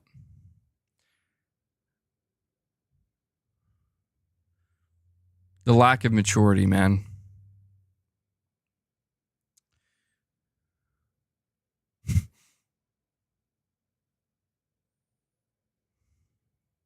Yeah, it was sad to see, man. It's just weird. It's just weird to me that there are people who actually have that mindset. Like, it's just an E for everyone game, man. That you can play on your own. You can play with your family. You can play with your kids. I mean, it's just some lighthearted fun. What's wrong with that? Why is it got to be? Why you got to turn it into something that's not? If anything, that makes you the weirdo. You know? Like, what kind of person has the mentality that, like, if you're excited for Astrobot, you're a predator? Like, what the fuck? Get some help, man. Get some help. Kane Z7 says, why are people saying you will have to buy a new disc add-on for the Pro? What if it's compatible with the current Slim disc add-on? People with the Slim can use it. Yeah, I think that's how it's going to happen. I wouldn't assume that there's going to be a second different disk drive that you need to buy to use on the Pro. It will be the current disk drive that's out there now for $80. That will be compatible with it. So if you already have it for the Slim, you can detach it and put it on the Pro. So actually, yeah, you know what? I think where maybe the confusion lies, because I didn't think about that till just now, Kane Z7. I think where the confusion lies is maybe this idea that for somebody like me, right? I had the launch model PS5, so the disk drive does not detach. I never bought the PS5 Slim. And so if I want to upgrade to the Pro and there's no disk drive model, and I will have to buy a disk drive separately for $80. So I think for people who have the launch model or the original model, I think we're kind of screwed because we will have to buy it if we want to use our discs. But yeah, if you bought the Slim and then you upgrade to the Pro, you will just be able to, I'm 99% sure you'll just be able to remove that disk drive and attach it right to the Pro. But yeah, that I didn't think about that. I guess I didn't think about it because I don't have a PS5 Slim. You think it's a complete... Oh, so I just realized you were... Okay, you're responding to somebody in the chat. And we have a Waylark. He says here, will you give Nintendo games a try since you seem like Astrobot? Yes, actually. I mean, I don't know how rapidly I'm going to do that, but basically when the Switch 2 comes out, as long as I'm able to afford to be able, because I mean, I don't know, I buy a bunch of PlayStation stuff. I buy all my games on PlayStation. Gaming is an expensive hobby overall. As long as I can realistically afford to keep up with everything, I would like to use the Switch 2 as an opportunity to get back into Nintendo for the first time since I was like a kid. And I know Mrs. MBG is excited for the Switch 2. And, my son's, he's a little bit older now. He's getting into gaming. I know for a fact, I mean, he loves Mario. He's already into Nintendo in that sense. So I think he would be very excited for the Switch 2. So, yeah. Like I said, I do have a Switch.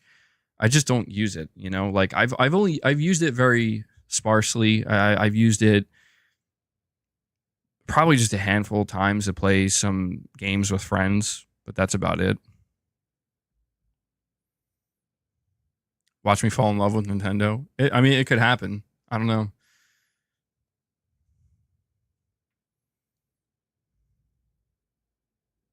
But yeah, I am pretty excited to see Nintendo come out and reveal the Switch 2 and see how they go about doing that. Everything they're going to have to offer. I am also excited that the Switch 2 is going to be much more powerful. You know, and not to say that that's everything, but I think everybody is kind of at that point where it's like it'll be really nice to finally have, you know, something more competent hardware wise from Nintendo.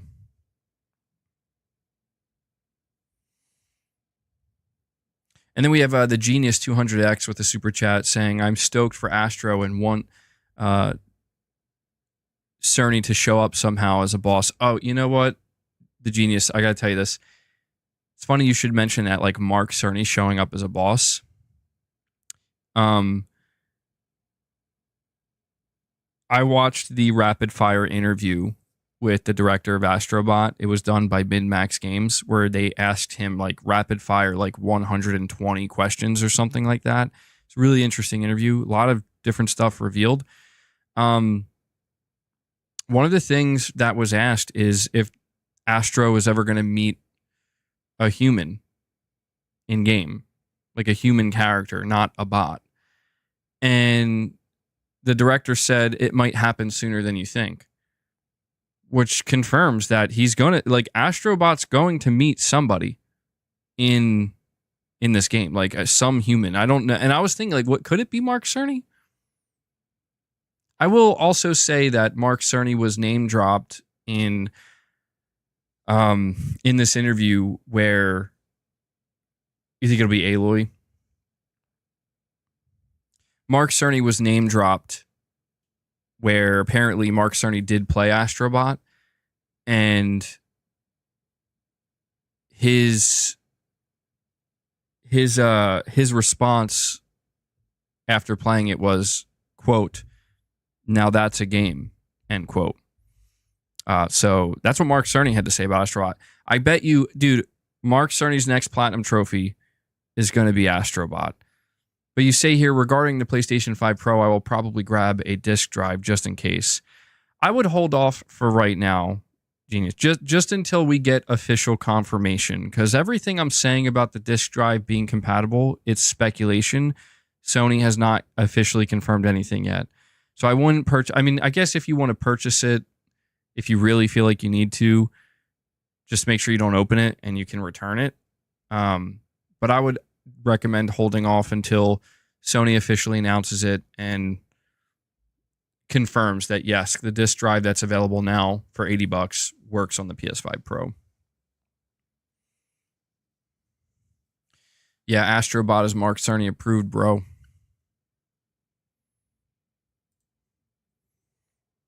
I love how Mark Cerny is, I mean, he really is a gamer in the sense that he actually cares about getting the platinum trophy. He platinums games. I think that's awesome. Flying Jim confirmed to be a boss in Astrobot. Oh man, that sounds so cursed. That would be so funny. Saying check Paul Tassi's Twitter.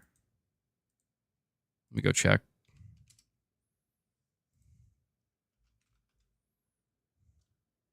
Is it something important?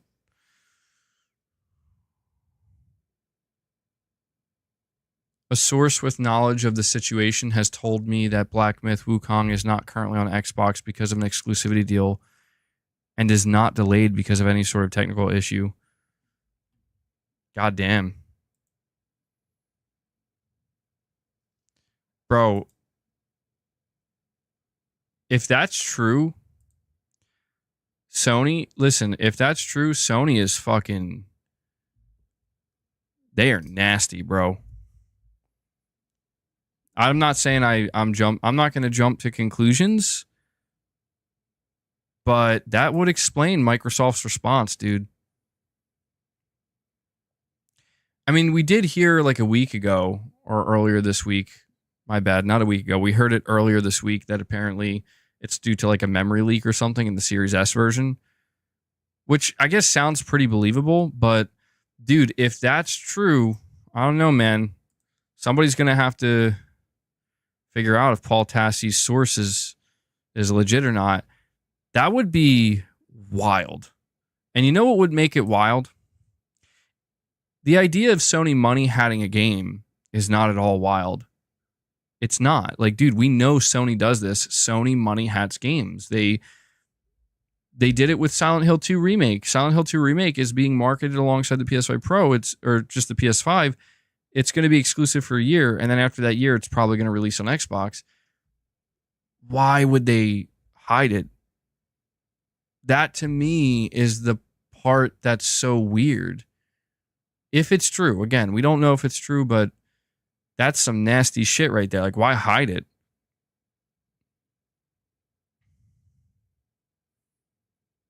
See, what's weird about that is just the idea that Sony is like, are they like embarrassed or something? Are they afraid? Are they afraid to be like, it's an exclusive? Why would they be afraid?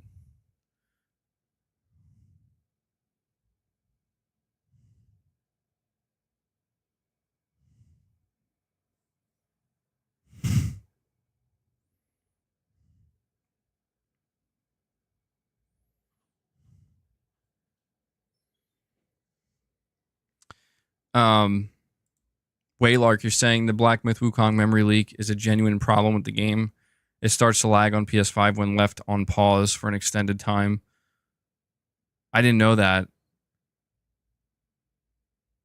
I mean, that's what's so weird to me is like, it's so hard to believe the idea that Sony would hide an exclusivity deal because they've never really done that.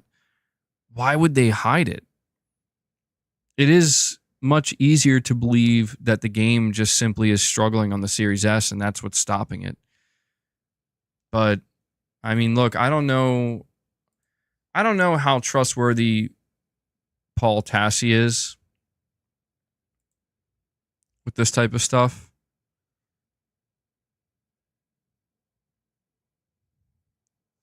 And here, I see under his post, I see Jez Corden responds with a shocked GIF. I see Paris responds with a shocked GIF.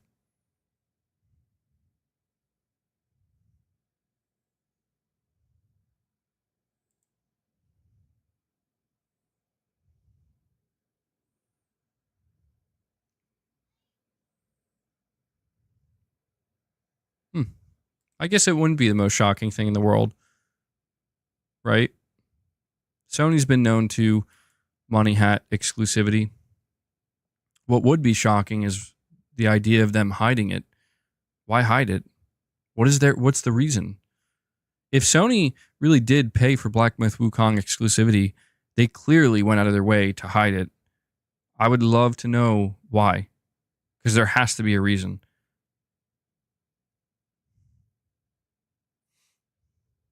Yeah, I mean, dude, this game is being praised as a potential Game of the Year contender. If you're Sony, you flaunt that shit. You don't hide it. Just like if Microsoft pays for a timed exclusive, right? Like, you let people know. You paid for it. Like, that's literally what you paid for. It's so strange, man. I don't know if I believe it. I'm in the middle right now. That's where I'll say. Maybe Paul Tassi's source is true. Maybe Sony did money hat this game. But as of right now, it's not confirmed, you know? So 50-50. Coin flip. Maybe it's the Series S. Maybe it's Sony's wallet. Take your pick. Either way, it's not on Xbox.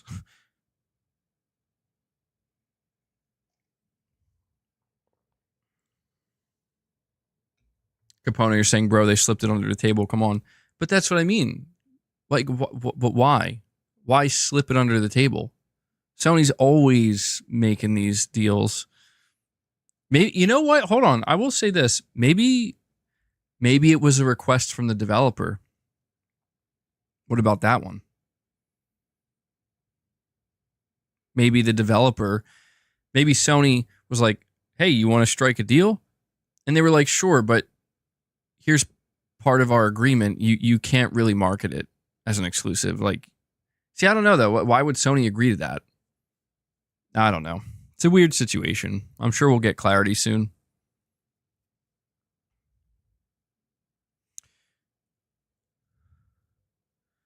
Cypherpunk, you're saying just like Indie, then Black Myth Wukong is a timed exclusive. LOL.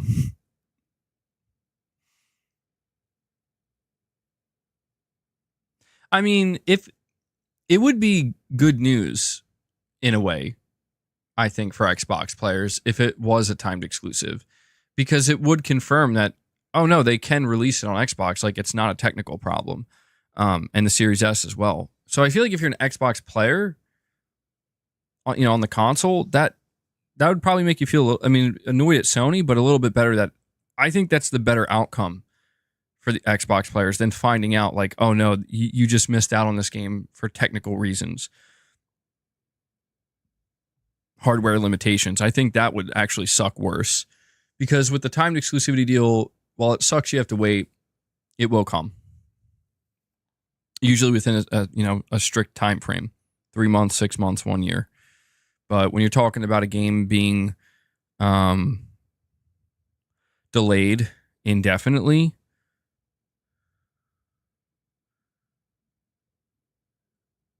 another reason. So hold on, I want to bring something up here for a moment.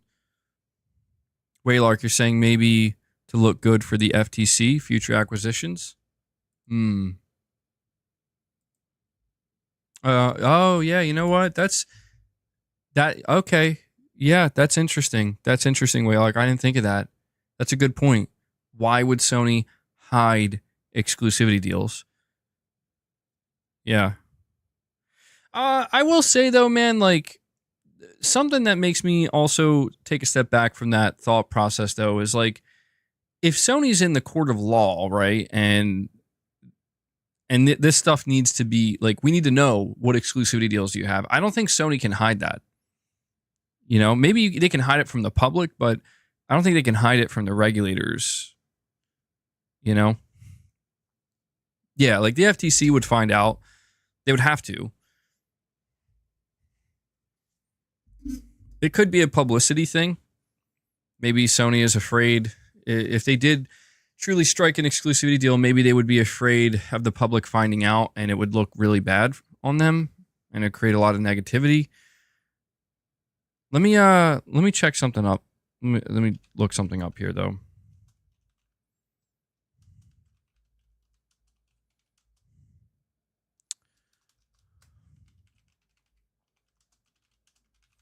I'm trying to see what the developers said.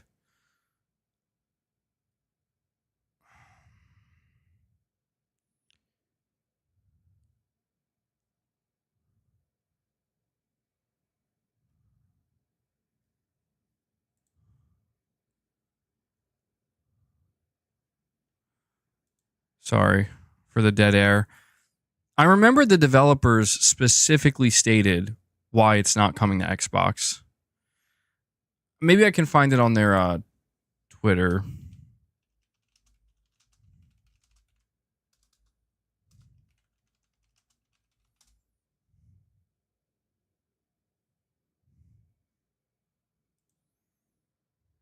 How long ago was this? Like a couple months, maybe?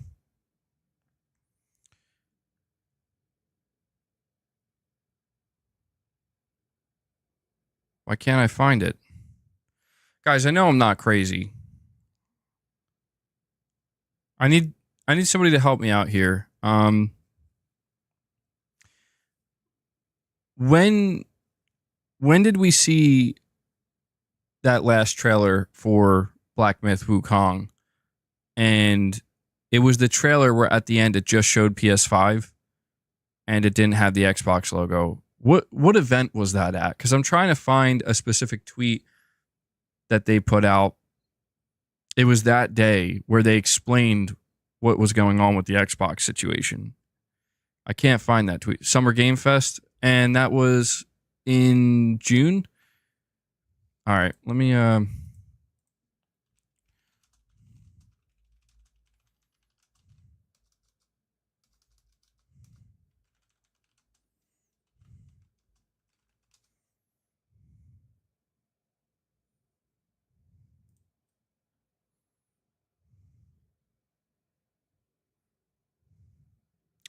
was this tweet deleted or something? Because I cannot find it.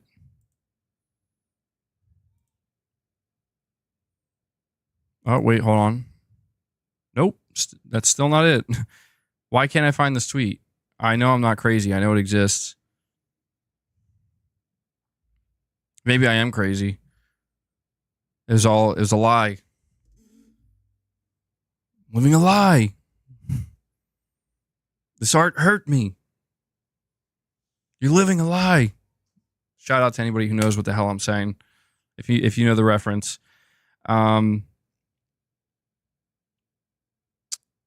We also have Cypherpunk saying Microsoft's comment makes more sense now. Quote, we can't comment on deals made between devs and other platforms. Yeah, I always found that comment to be strange. And I thought the reason why Microsoft would make that comment would be to just kind of,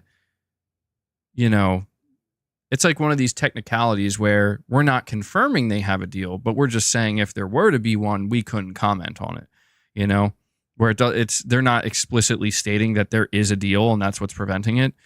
It's worded very specifically, but that's what makes this very strange because, yeah, they did explicitly mention we can't comment on those types of deals.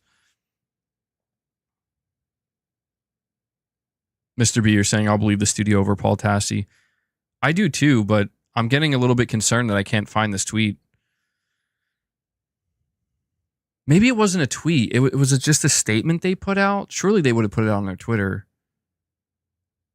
Maybe I have to scour. No, I don't know why I can't find it. I got to do a little bit more digging here. Because I'm like wondering, like, did they delete the statement they put out? Oh, it was an FAQ. Okay, thank you. Maybe that's why. That's what's throwing me off. You're right. Maybe they didn't actually tweet it. The website FAQ. Okay, you know what? I'll go check that.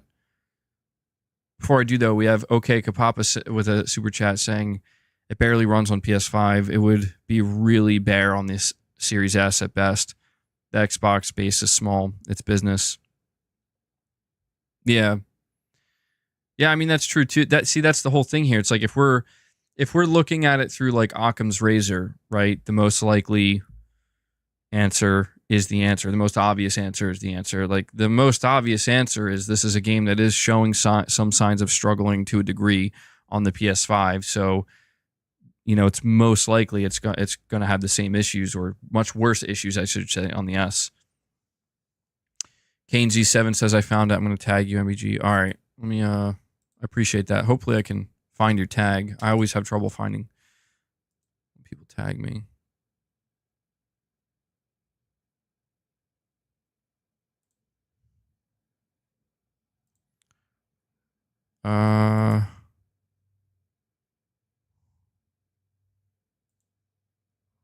All right, hold on.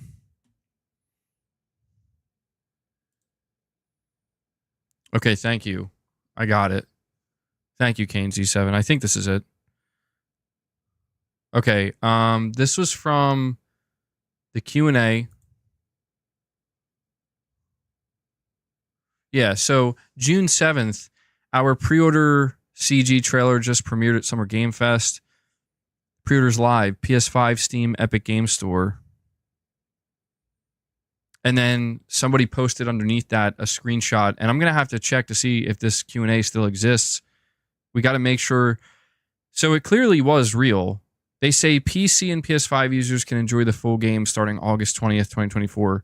We are currently optimizing the Xbox Series X and S version to meet our quality standards, so it will not release simultaneously with other platforms. We apologize for the delay and aim to minimize the wait for Xbox users. We will announce the release date as soon as it meets our quality standards. So we have to go check to make sure.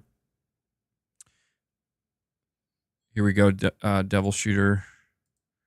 We need to check to make sure that this Q&A still... Okay, so... Is this...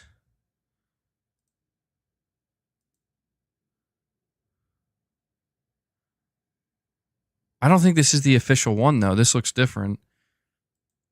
Because they straight up said it, man. They straight up said it, that quality standard, it's not ready. Sony paid to delay optimization on Xbox.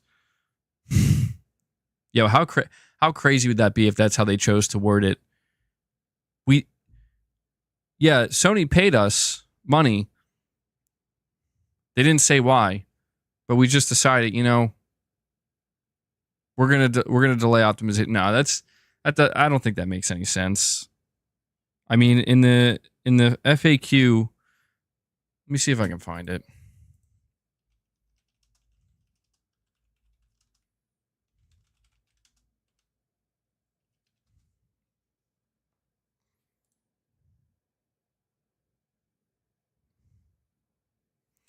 All right, I'm on the website now.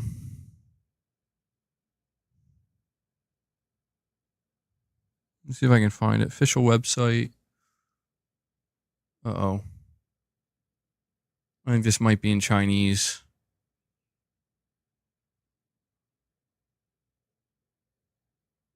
I'm a little concerned with how long this is taking to load. Okay, I'm leaving whatever this is. I need to find this FAQ. I can't find it.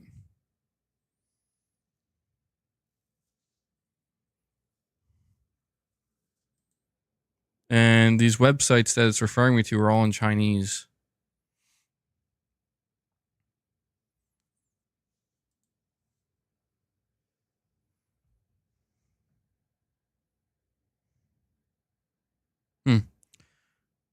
Because Kane Z7, you referred me to the screenshot. So it's real. Like, it was real. It was captured. And I remember that. But I can't find the source. I can't figure out. Oh, hold on. Kane Z7 says he found it. Kane's on it, bro. I appreciate it, dude. We have a Samson saying, I beat Wukong. Now 2, please. Good stuff, bro. Yeah, I bet you they will make a sequel. Considering how successful it is, I think it's guaranteed we're going to get a sequel at some point. And we also have Cypherpunk once again saying Chinese Co. and misinformation. Name a better duo. Damn. All right, let me check, Kane.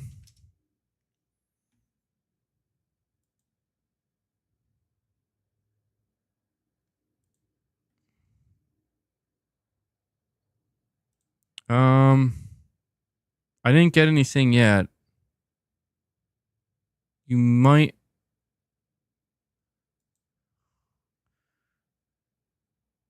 Are you trying to post it in the chat? If you're trying to post it in the chat, it might not go through. You might have to post the link on Twitter and at me if you're able to. Because I got your previous tag.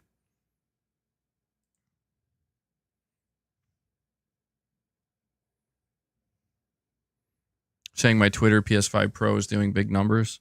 Yeah, I saw it was kind of taken off a little bit, which is cool.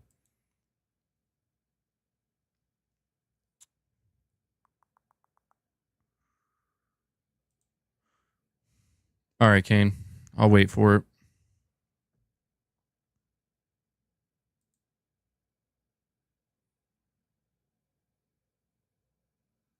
Yeah, I see looks like the PS5 Pro is trending.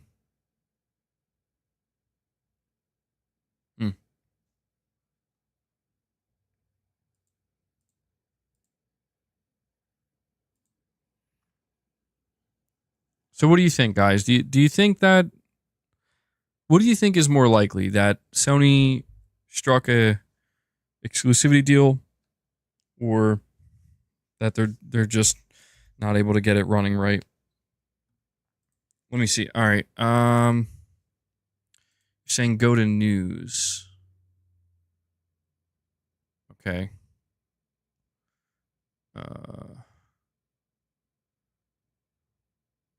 See. Pre-order FAQ, June 8th. On which platforms? It's still there. Yeah, it's still there. Thank you. Good work, Kane Z7. I appreciate that. You found it. I have it up right here. This is on the official website. On which platforms can I play Black Myth Wukong? PC and PS5 users can enjoy the full game starting August 20th. We're currently optimizing the Xbox Series X and S version to meet our quality standards, so it will not release simultaneously with other platforms. We apologize for the delay and aim to minimize the wait for Xbox users. We will announce the release date as soon as it meets our quality standards. Bro, there's no way. There's no way there's an exclusivity deal here. Can I link it? Yeah, here you go. You know if this goes through.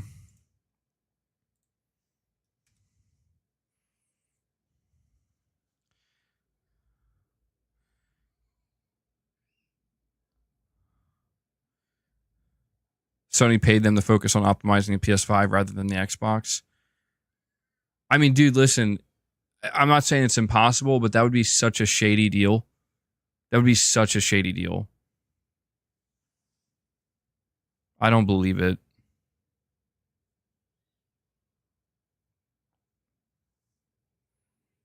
If it was exclusive, they won't even mention Xbox. Yeah, see, exactly. That's another important thing, dude. When it comes to these exclusivity deals, the way that they work is you can't really talk about the other platform. You just can't. Not until the deal's up and the contract is up. It almost sounds like maybe what people are beginning to insinuate is that this is some kind of like what Capono was alluding to, just kind of like under the table type of shady deal, which, look, I'm not saying it isn't possible. I'm just saying, like, why? You know, like why keep it a secret or, you know, do it in such a shady way? It just feels like that would be such a stupid thing to do. You know what I mean? Like, if Sony was stupid enough to do that, then they deserve to get caught, because it's like, you're going to get caught. Like, there's no way you do some kind of shady deal like that and not have it come out to the public eventually. It would be less damaging to just actually try to grab it as an exclusive. So, again, using using basic deduction here, man. Again, I'm not saying for sure. I'm keeping the possibility open. But the more I think about it, and honestly, after seeing this again, like, this is still on their website. This is still on their website, man. It doesn't add up or make any sense. I think Paul Tassi needs to maybe see if he can find another, like a second or third source to corroborate this, because it doesn't make any sense. Again, I'm not saying it's not out of the realm of possibility. Anything is possible, but there's no logic here. Saying he posted a new tweet. Let me go check.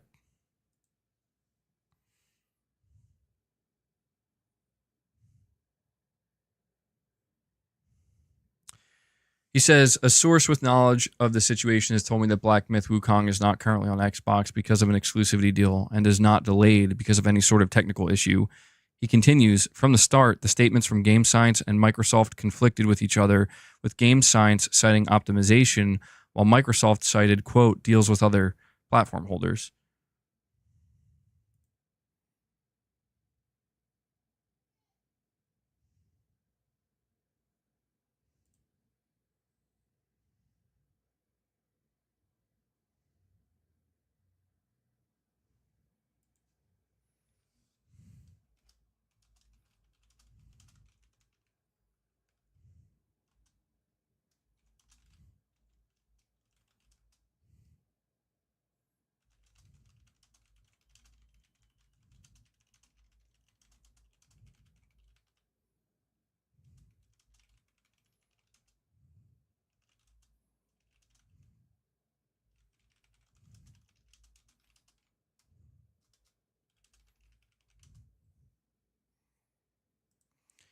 So I responded to Paul Tassi's tweet, and I said, if I'm not mistaken, I don't think the other console platforms are allowed to be mentioned or discussed when an exclusivity deal is in place. I mean, maybe I could be wrong about that, but I'm pretty sure that's just kind of how it's always been. Like if Sony pays for an exclusivity deal to get a game on PS5, they're not allowed to talk about Xbox. They're not allowed to mention Xbox. It's just not how it goes. I don't know, man. Maybe I'm wrong, but I would be surprised. The thing that would surprise me the most, if in the end, if it turns out that Sony did pay for an exclusivity deal of some kind, the thing that would surprise me the most would be the fact that game science, you know, the fact that game science is citing optimization, you know, something would look real bad on Sony's part there. What about Indiana Jones? Well, the thing about Indiana Jones is like the only reason PS5 is talked about now is because it's clear that they decided they're not doing exclusivity anymore.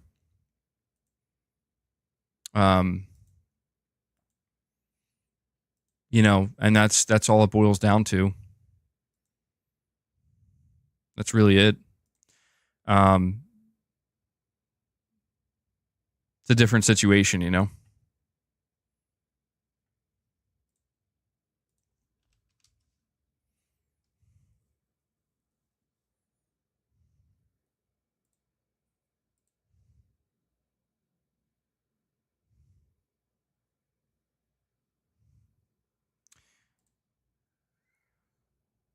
I don't know that. You know what though? I do want to say this. Let me get out of the weeds here for a second. What does it matter?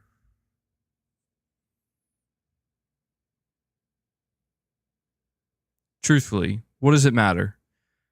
If Sony did pay for an exclusivity deal, what does that change? I don't think it changes anything. I mean, the only thing I think it might change slightly is a few people will be like, Sony bad. But like, Sony's been bad, dude. You know? Like, dude, we can point to Silent Hill 2 right now and say Sony bad. Sony bad for buying exclusivity. They've been doing this all gen. They've been doing it throughout every PlayStation generation. So I guess I'm just wondering, like, what changes?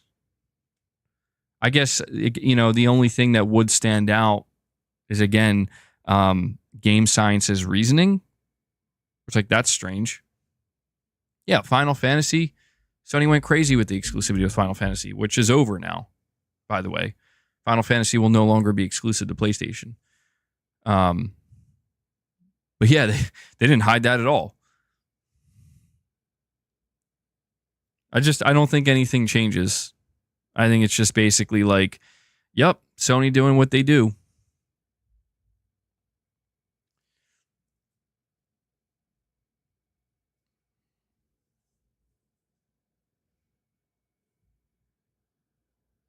MBG, the narrative that devs don't even care enough about Xbox to make a port has been pretty horrible for Xbox. If that isn't true, then that's big. Yeah, I get what you're saying. I guess what you're pointing out here is that if the truth was it could have been released on Xbox, but Sony paid for like an exclusivity deal. Yeah, I get what you're saying, but what my question is, what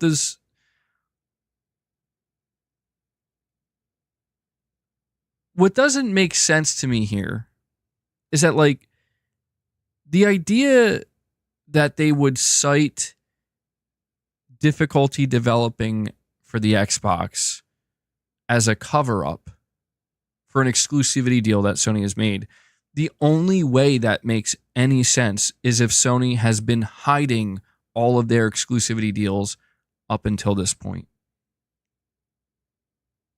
That's the only way it makes sense. And Sony has not hidden a single exclusivity deal that they've made. Ever. And I know we talk about the FTC and whatnot, but Sony already lost that battle, dude. It's over. You know, like the one time that Sony's exclusivity deals could be used against them effectively happened, and it was used against them effectively, and there's nothing they could do about it. So even the timing doesn't add up or make sense. Was there Wukong advertising from Sony? Not that I saw.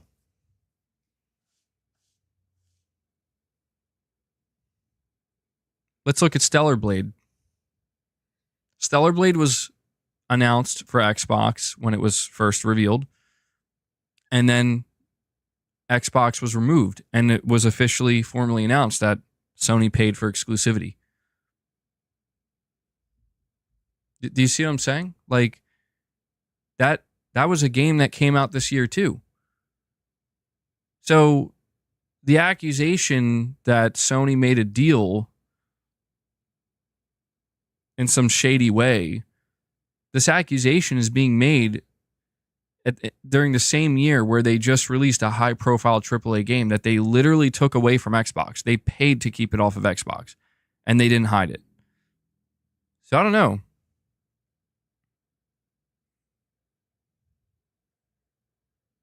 Pushing polygons, you're saying the reason why I ask is I think the EU law requires them to post exclusivity deal timeline end dates.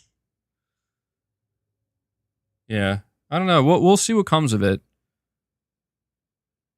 I don't know that I buy it though, and I'm not trying to defend Sony. I'm doing the opposite of defending Sony. Like, dude, Sony money hats like crazy. I'm saying, you know, that's what they do. If you hate it, then you have a good reason to hate Sony for that. But it just doesn't add up.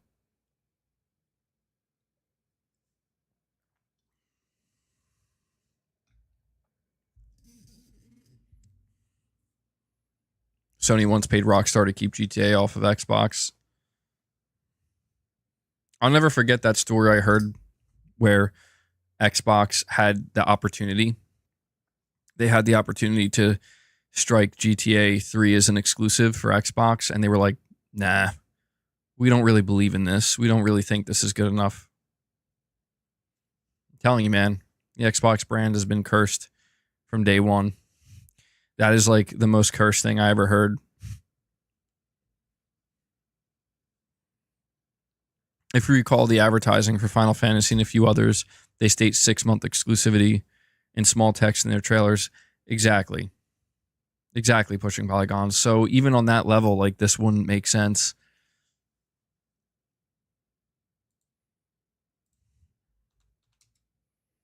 Well, doesn't seem like it really matters. I'll be honest. Doesn't seem like it matters.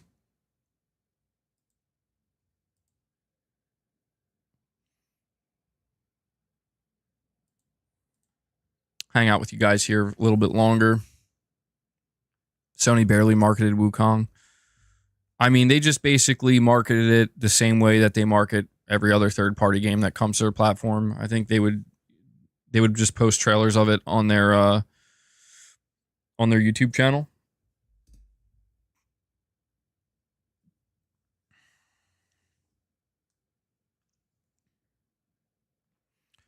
Kane, you're saying they didn't just pay for exclusivity, they helped shift up localizing and optimizing the game. Yeah, that's true.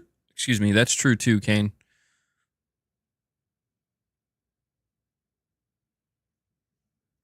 It never showed up at a state of play. Yeah, I don't recall Black Myth ever showing up at a PlayStation event.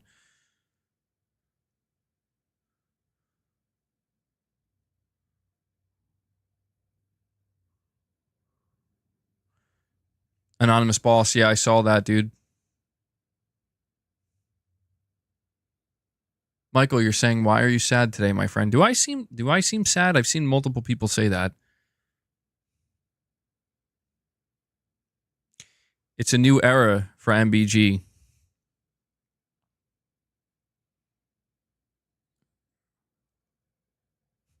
Depressed BG. No, I'm just kidding. I'm not depressed. I'm just kidding. I would say calm bound gamer. Relaxed bound gamer. Punished MBG. It could be punished. Punished sounds pretty badass. MGS5-esque.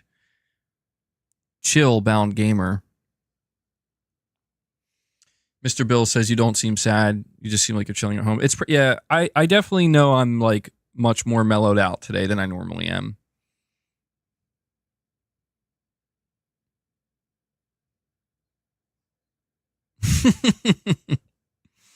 The Unknown. Damn, dude. The Unknown, were you the person who left a comment on my stream yesterday saying that you think Astrobot isn't going to sell well, and that's why it's already being talked about going to PC? I don't know if it was actually you or not. I feel like it was. I disagree, bro. If it was you. But somebody, yeah, that comment, I came across it, and I'm like, no. I don't buy it. I don't think it's because it's not. Oh, that was you? Okay. I thought your name looked familiar. With your Astrobot slander, get out of here. I'm just kidding. You can stay. But no, I don't agree. I think that I think Astrobot will probably make its way to PC, but I think it'll come a little bit later. I don't think Astrobot's the type of game that Sony's expecting to continue to sell hundreds of thousands of copies a year later. You know, I could see it coming to PC a little bit sooner than some of their bigger titles, but I think it's going to do fine on PlayStation 5. Stephen Leon says, calm before the storm, MBG. Well, we're going to find out, Stephen. We're going to find out together. Is it the calm before the storm? I hope so. I hope so. I think PC in a year. I could see that. Jack, you're saying you think it's going to stay exclusive and there's not going to be a PC port. I don't know, man. The director did say, the director of the game was asked directly, what do you have to say to PC players? And the director responded by saying, we would love to hear from you. So to me, that tells me that there's definitely a plan in place for Astrobot to go to PC. I don't think it's because it's not selling well, though. I think it's just because it's part of Sony's strategy now. It's been calm for 2 years. I mean, I guess. Depends on how you look at it.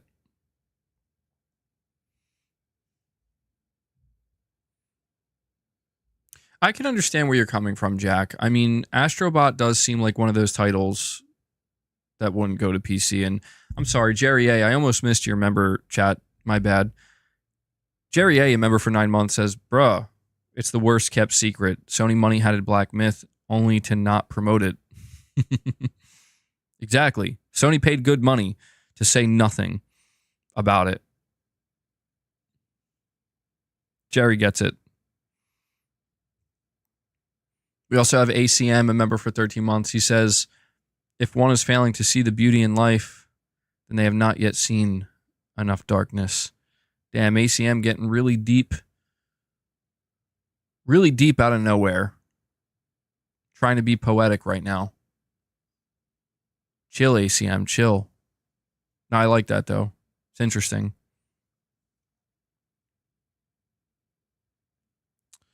Rashdam V2 with a super chat saying, hey, MBG, why do these discussions always go to Xbox? We know they're doing bad and are no competition for PlayStation. It's irrelevant talking about them now.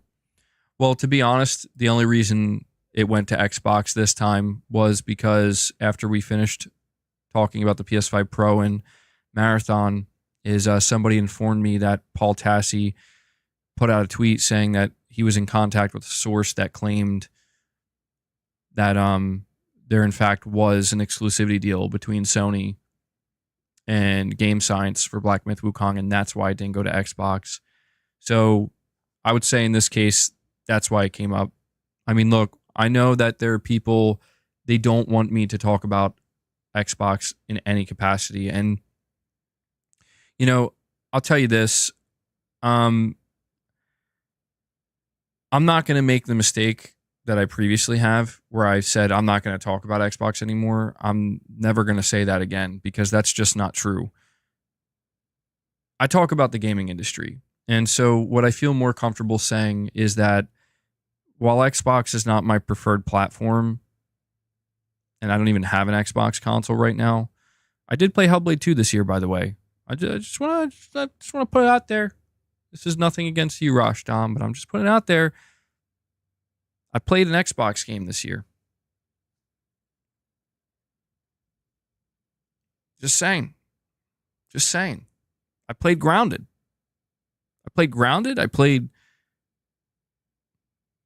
Hellblade. So I know that, to be honest, though, I know that a lot of people who do like Xbox, they don't like me talking about it on my channel because I think a lot of my audience is extremely negative outwardly to Xbox. There's a lot of negativity towards Xbox here. I get that. But what I will say is that I am much more likely going forward into the future. Just like I said earlier, I plan to get a Switch 2 and reintroduce myself to the Nintendo ecosystem slowly. I'm going to do that with Xbox. I've already started that with Xbox. Oh, dude, that would be so funny. Sorry, I just got distracted by Cypherpunk's super chat. I feel like that would be an interesting challenge, dude. Reading super chats would make that impossible, though, to be honest. You know how many, I would lose so many super chats, which that would suck. Even if you paid MBG, you wouldn't stop. No, if you paid me enough money, I would stop. You pay me enough money, I will never mention Xbox again, dude. You pay me enough money, I will never mention Xbox again. There is a price. Microsoft, how much are you willing to pay? Let me get in contact with Microsoft, see how much they're willing to pay me to never mention their name again. 10 racks. Honestly, my price isn't even that high, bro. Listen, for Microsoft, $1 million. Microsoft, you drop $1 million in my account, I'll never talk about Xbox again. Think about that. That's nothing for Microsoft. That's like a penny for them. Nah. I got a couple more super chats here. Nah, I'm starting to diversify a little bit. PlayStation is where I play for sure. Like that's where I play. That's my preferred platform. I'm obviously a PlayStation enthusiast or a fanboy, whatever you want to call it. But I plan to get back in Nintendo. I've already been dabbling a little bit. I've been dabbling a little bit in Xbox this year. I tried Grounded. I was not a fan of it. I played Sea of Thieves in the past, and it was fine when I played it, but I didn't feel the need to go back to it. Hellblade was okay. It had some problems, but it was okay. But, as Microsoft starts to bring more of their games over time, I'll probably start playing more of them, naturally, the ones that appeal to me. And so it's one of these things where it's like, listen, the reality is Xbox will always be part of the conversation here on the channel in the same way that Nintendo will be, in the same way that PC will be. And even if I wanted to say, oh yeah, I'm not going to talk about it anymore, the reality is it's going to come up. It's just the nature of the beast. I can't do anything about it. And I'm not saying I should be your go-to source for Xbox news. If that's the case, I'm doing something very wrong. But yeah, I agree, Steven. It's good to branch out a little bit. Kane Z7 with another super chat says, speaking of the green console, I noticed that some JRPGs from Nintendo's Direct are also releasing on Xbox, like the new game from the Atelier series. I don't know if I'm saying that correctly. That would be the first time. Very weird. It is interesting. You know what I think it is? I think we're just at a point where all of these video game companies, and you look at like Square Enix, right? I saw that there was like a big deal being made that Square basically confirmed they're not doing PlayStation exclusivity anymore. And their profits, that they've seen a financial dip. And I don't know. I didn't look too deeply into it. I don't know if they blame Sony or not, but it's like, regardless of whose fault it is, like, it's just the financial reality that, guys, you got to go multi-plat. There's no promise that these games are going to sell any better on Xbox, but you can't afford to leave any money, even if it's just a couple bucks. Well, it's not literally a couple bucks, but tens of thousands, maybe even a couple $100,000. You can't afford to leave that on the table at times like this when everything's struggling, So my read on this Kane Z7 is that it seems to me that all these different companies, they're just realizing that it's becoming harder to make profit because of the economic realities. And if they have the resource, if they have the ability to put their games on another platform, they probably know it's not going to sell great. But again, it's just like, can we get anything? We'll take it. Take what you can get. I think that's the reality right now. Dan, you're saying, but did you see what Yoshi P said? He said that they want to, but they can't because of how games sell on Xbox. Read the full story. Oh, did he say that? Huh. And maybe I'll look that up too, and that could be like the final topic. I'll check it out. Yeah, I'm speaking from a place of ignorance right now. I didn't actually read any of the stories. I just saw some headlines, which is the worst thing to do, is just go off of headlines. So thank you for that, Kane. We also have Cypherpunk saying, should do a month of not talking about Xbox. Yeah. That'll be the day. And Kane Z7 again says, I bet they're going to see sell 3 copies of such a niche series for Xbox, even in Japan. I don't know, man. I mean, I guess, yeah, it really comes down to like, how much money does it cost to port this game? And can we make any profit? If you can't even break even, it's not worth porting. So what I will say is that these companies and these studios, these Japanese studios that are deciding we're going to bring our games to Xbox, they must have done some type of calculations that told them, based off of how expensive it is to port it, that they believe they will make enough money back to make some kind of profit, even if it's minuscule. Because if they crunched the numbers and they just came to the conclusion that this is going to put us in the negative, then you literally can't do it.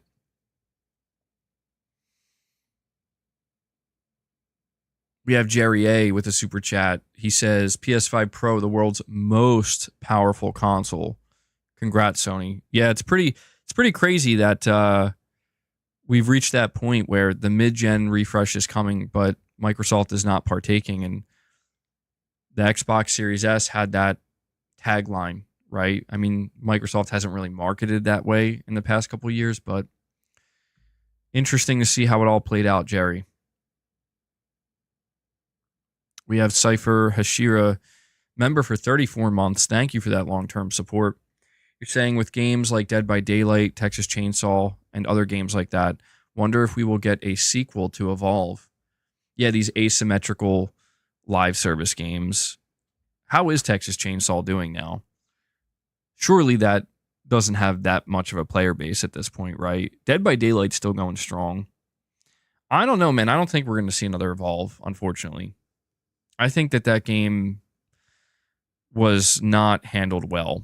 And if I had to guess, I think that's going to be a franchise, not a franchise, but an IP that just stays dead. Sorry if I'm crushing your hopes and dreams, Cypher, or Cyber, excuse me. We also have Disco Cobra 2013. He says, so the 700, is this the current rumor on the street? Dang, I did say yes to the poll, but I'm not sure really. Not sure I believe that. 600 seems fair. Well, I think right now the current rumor, Disco Cobra, is that a PS5 Pro with a disk drive would cost 700. This is what we were talking about. And so I'm actually going to end this poll soon. So if you haven't voted on it, vote. But right now, 39% say yes, they would pay 700 for a Pro. 61% say no, they wouldn't. But yeah, Disco Cobra, I wouldn't lock it in. Like, I think your reaction is very fair. I think that's how a lot of people feel. Where it just seems like, really, $700? But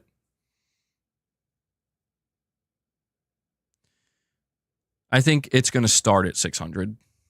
So if you're worried about that, I don't think you have to worry. I think it's going to start at 600.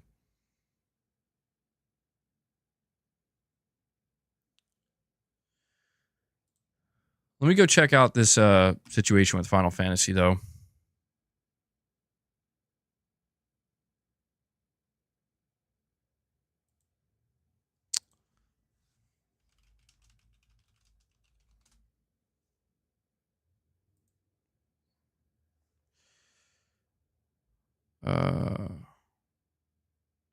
Eurogamer reports Square Enix to further deepen the relationship with Xbox gamers.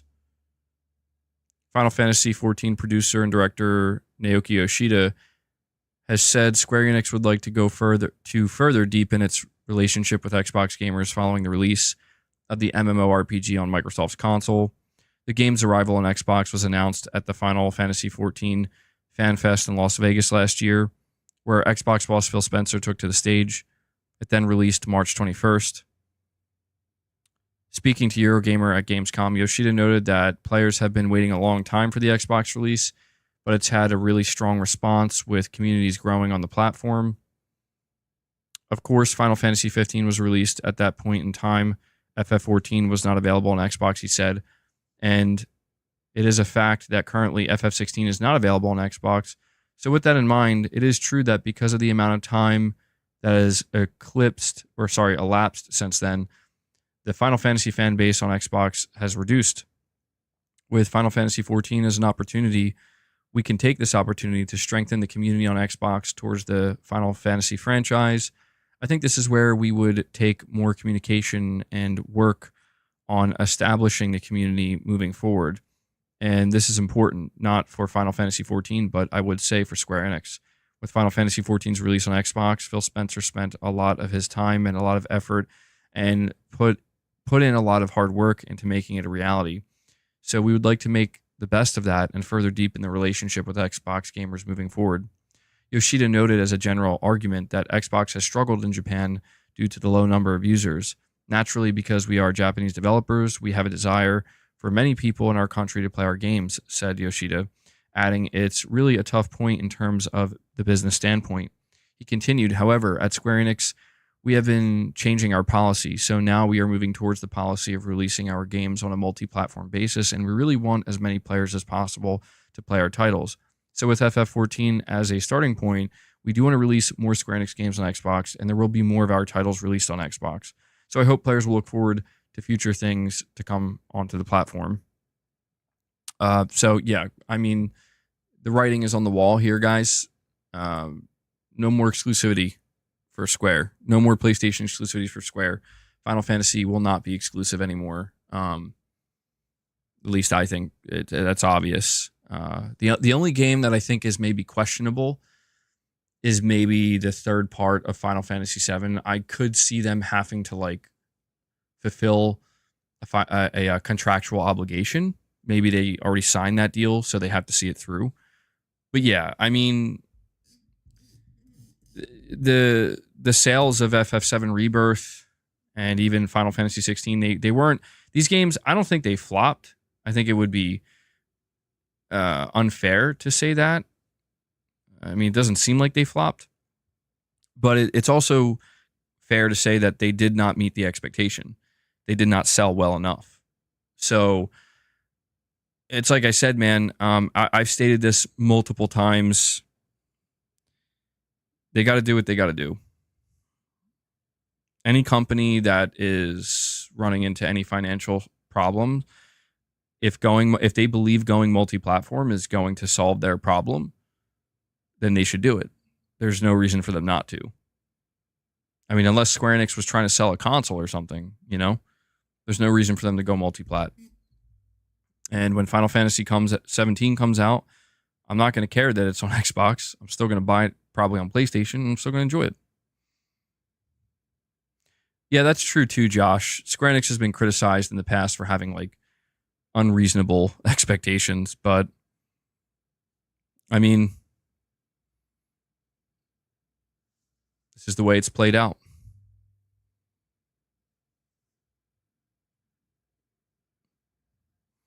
The Unknown, you're saying, nah, they bombed, just like Rise of the Ronin and Stellar Blade. The modern audience on PlayStation ain't buying these games. Well, if we're using the term bombed, we have to ask ourselves what the expectation was to begin with. I mean, Stellar Blade is a new IP, and I think it sold over 1 million copies at full price at $70 on a PlayStation. I mean, for a team's first time putting out a AAA game, I don't know that I would say that bombed. I mean, Koei Tecmo said that Rise of the Ronin was their fastest selling game ever. And that was PS5 only, $70. So, I mean, I don't know how you could say they bombed when we're met with that information. Maybe, I don't know if Rebirth bombed or not. I honestly do wonder if Rebirth bombed. That is the one game that I will say it's possible. Yeah. Square's been oddly quiet about Rebirth. Sony hasn't said anything. I am wondering if that game bombed. Final Fantasy 16, I think what happened was it got off to a strong start with like 3 million sold in a week. And I think that Square as well as Sony were confident that it was going to sell a lot more over time. Like it was going to have a long tail. And then it just didn't. And it just slowed down very quickly and didn't really ever pick up. And I think because of that, that's where they're like, oh. So I don't think it bombed. I think it's just more like, you know, in regards to Final Fantasy 16, it definitely didn't do as well as like they were probably thinking it was going to sell like 7 million copies or something, or 5 million copies by this point. And I don't think it did. So it's all a matter of expectation, you know, and I try to like just listen to what the companies say. You know, if Shift Up says the game was a success for us and we, you know, it did well, I believe them. I don't see any reason why they would lie. If Koei Tecmo says Rise of the Ronin did well for them, I believe them. Why would they lie? Especially when they're talking to shareholders, right? It's illegal to do that. And I also believe Square when they say we need to put these games on other platforms because we've invested. Listen, like it's all a matter of investment as well. When we talk about these games doing well or flopping or meeting expectations, those expectations are determined based off of how much money goes into the development, how much time goes into the development, the cost of marketing, how much it's going to cost to recoup that, to break even, and to be profitable. So, yeah, I just think it's a situation where if a company says we need to go multi-platform, it's likely because they're just spending too much money and not making enough back. And I think when another company says we did well, we found success, I think it means that they at the very least broke even and probably made some profit. Because again, you can't lie to the shareholders. Go to jail for that. Cypherpunk says, so $100 more for a disk drive you can buy for $80.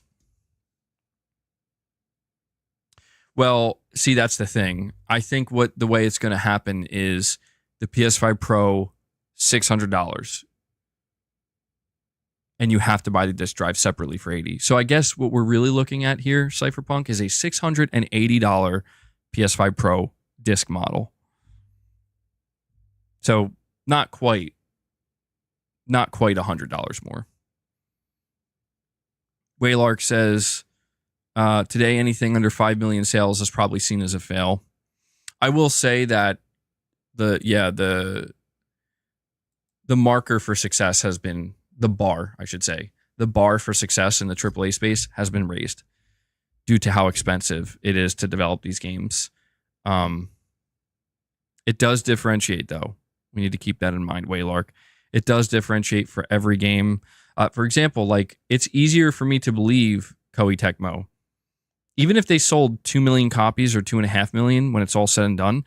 I believe them if they say it succeeded for us because, dude, like you could tell this game, it doesn't have blistering cutting edge graphical fidelity. And because of that, they probably saved a lot of money in that department.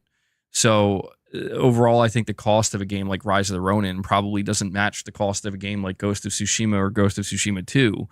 And so therefore, it's probably a little bit easier for them to, you know, the bar is lowered ultimately for what they need to achieve to break even, you know. But I get what you're saying. You never know these days. We just know, what we do know is that the cost of everything is just going up, and game development is no exception to that, especially in the AAA space.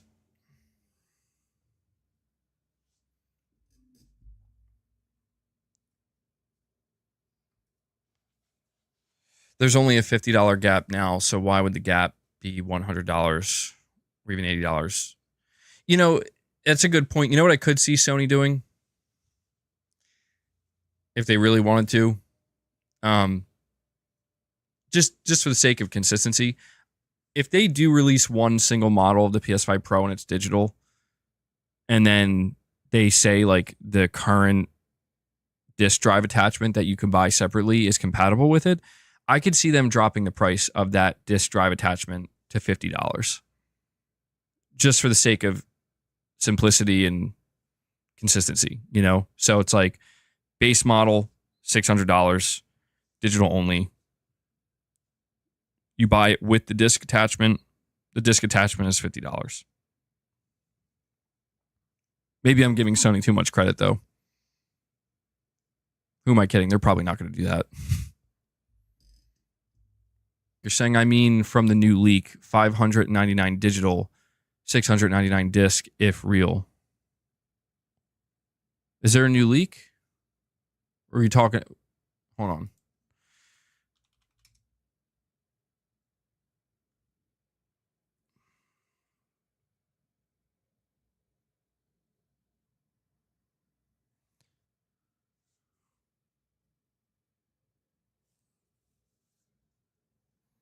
Yeah, well, yeah, I get what you're saying. You're saying if this leak is real.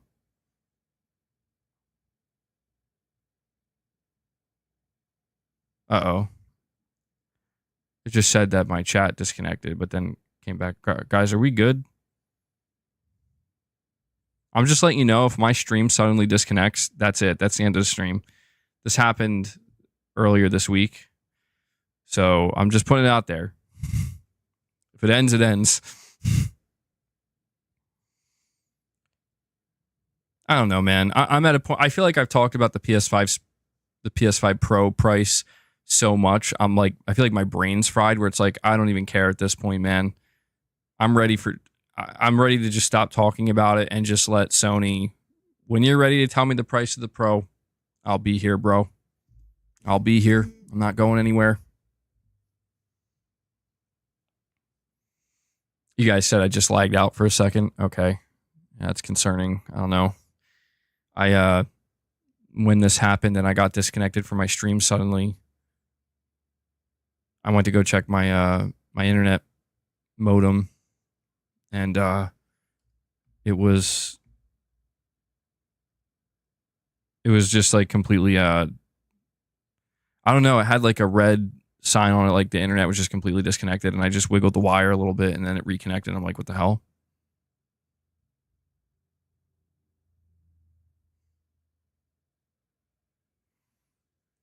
Rashdom V2 with another chat. He says, don't forget the stand. That will bring it to 700. Ah, there you go. There you go. That's how they do it. That's how they do it. They get you with, yeah, I keep reading about that stand, dude.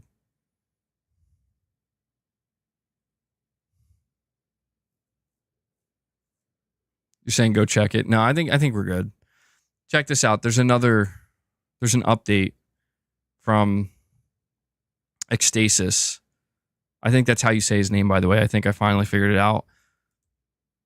He responded to the rumor about the exclusivity deal regarding Black Myth Wukong. And he said, FYI, for those who were asking, secret exclusives do not exist. When you pay for an exclusivity, you advertise it. He just says, obviously, you do not hide it. Of course, I have total respect for my colleague, but I trust more the people who told me this firsthand. I don't want any controversy, so I'll end the topic here. I still think the same about Wukong.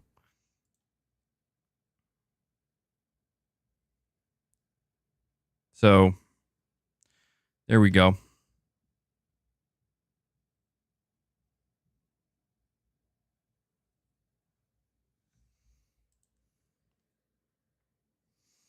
And we have Waylark. I appreciate all the super chats, guys. Waylark with another super chat says, forget the PS5 Pro. I'm going to wait for the PS6 Pro. There you go. Now you're using your head, Waylark. PS6 Pro 2032, baby. Let's go. Let's go. I mean, will there be a PlayStation 6 Pro? You know, it's interesting. I will say this. Mentioning I know it's like crazy. Like, why are we talking about the PlayStation 6? There isn't really a need to talk about the PlayStation 6 at the moment, but I will tell you that Tom Henderson put out a tweet and he says, the PlayStation 5 Pro marks the end of my PlayStation hardware coverage for this generation. On to the next. And I think that's very fascinating because seemingly the next time we're going to hear a report, it might be a long time from now, but the next report we hear from Tom Henderson regarding PlayStation hardware seems like it's going to be for the PlayStation 6, which is crazy to think. But yeah, we're at that halfway point of the generation. Sony's knee deep in PlayStation 6 development now. Better wait for the PlayStation 7 then. Yeah, forget the PlayStation 6. Forget the PS6 Pro. Just wait for the 7, guys. Hopefully that'll be worth the upgrade. No PS5 Pro? I don't think so. Unfortunately.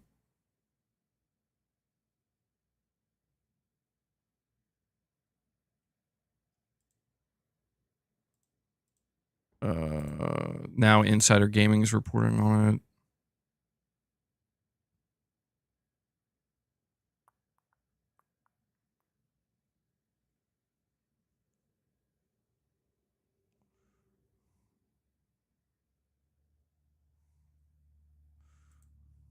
Huh. Ecstasis also posted a picture of Sony marketing Silent Hill 2 to prove his point. Yeah. Yeah.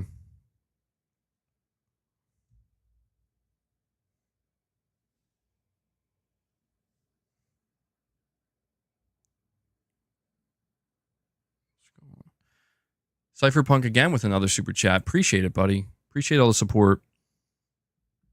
Saying he's definitely wrong, but if Tasty is somehow proven right, could be huge lawsuits inbound for the devs. Yeah, that's true, Cypherpunk. That's another thing too that I didn't even talk about it from the legal perspective, where it's like something like this could possibly get you in like legal trouble, you know, get in hot water. And it's another reason why it just doesn't add up to me, because it's like, why would you ever take that risk? I'll be honest with you, man. I'm not trying to throw shade at Microsoft here. Maybe I'm going to throw a little bit of shade. But like, I feel like Microsoft purposely threw a spoke in the wheel, you know, when they put out that statement where they're like, we don't comment on the deals made by our partners. Like, I think they really purposely threw a spoke in the wheel. Or, sorry, I said that totally fucking wrong. Let me try that again. They threw a stick in the spokes. What the hell am I even saying? They threw a spoke in the wheel. No, they threw a stick in the spoke is what I mean to say. And I think they really caught everything up here, because I think they knew what they were doing when they worded that. I think that was a statement that, again, it's worded in a way where they're not saying Sony has a deal. They're not explicitly stating that. Sony PlayStation, even Black Myth Wukong, the name of the game, is not mentioned. They just simply say we are not able to comment. They could have been talking about Silent Hill 2 remake. You know, we are not able to comment on deals that are made. And I think that fucked everybody up. I do. I think that messed everybody up because it does imply, like, just on a human level, you know, on if you have, like, you know, reading comprehension, it implies, like, are you saying that there is a deal? And they're not saying shit. They're like, we're not saying that. We're not saying that. We're just saying we can't comment on deals. That's all. I think that was done very intentionally. And I think if Microsoft was trying to maybe create some confusion and some discourse, I think that they succeeded. Wallroar, member for 12 months, saying thoughts on the DualSense being open up to the PC. Astrobot PC version, maybe? Yeah, I did see that. Yeah, I'm telling you, man, Sony's going all in on PC. It's not a matter of if, it's a matter of when. I don't think they're going to, like, do it immediately. I think that's obvious. They're taking their good old time. They're doing it inch by inch by inch. But yeah, them opening up the DualSense fully to the PC as well as the DualSense Edge. Yeah, I could, like I said earlier, I do think Astrobot is eventually going to make its way to PC. But I've also stated before, dude, it's not even what I'm stating. There are job listings for PlayStation for a PC launcher. Sony is currently in the process of making a PlayStation PC launcher. So, you know, if there are any PlayStation fans that really believe that Sony's not all in on PC, I think they're in for a bit of a rude awakening, unfortunately. And that's why I'm saying they should just embrace it now, because Sony's all in. Whether we like it or not, whether you like it or not, whether you think it's the right thing or not, that's what they're doing. But they're working on a launcher. So, you know, inch by inch, they're fully embracing it. But yeah, I didn't think about that. I do wonder if that's one of the reasons why they decided to open up the DualSense, you know, more so. Devil Shooter saying go to PC. You know what the reality is, man? It's not even like I would be going to PC. I think I'd be making a bigger deal of it. It's just I have a PC right now. I'll just use it more sometimes. Pushing Polygons, bro. Thank you so much. Pushing Polygons comes in and he drops another membership gift for you guys. Pushing Polygons, showing some support here, keeping the member train. He brings us up to 12 members, guys. Listen, we're going to be wrapping the stream up soon. I got a couple more super chats to read. Boss is up here. Boss is trying to bite the microphone stand again. He's getting irritable. So, ow! Holy shit, bro. He just bit me. You little son of a bitch. How are you going to do that to me? How's he going to do that to me? How are you going to bite me like that? I can't believe he just did that. All right. I'm just going to put it out here. I'm going to put it out here right now, guys. We're at 12 members. We're a little ways away from hitting the 25 goal.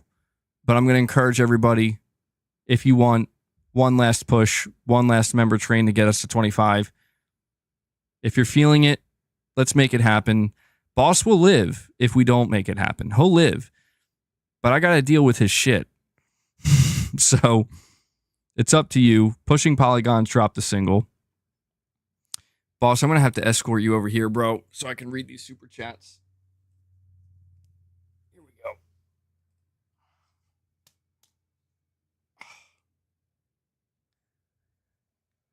All right, we have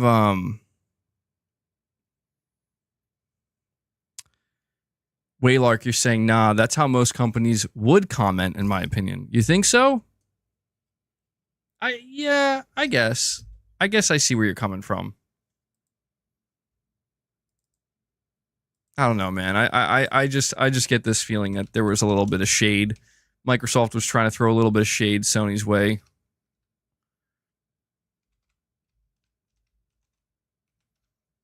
All right. Boss, please, man, don't do this to me. You've been so good. You've been so good for this whole stream, and now you're just gonna enter chaos mode at the end here.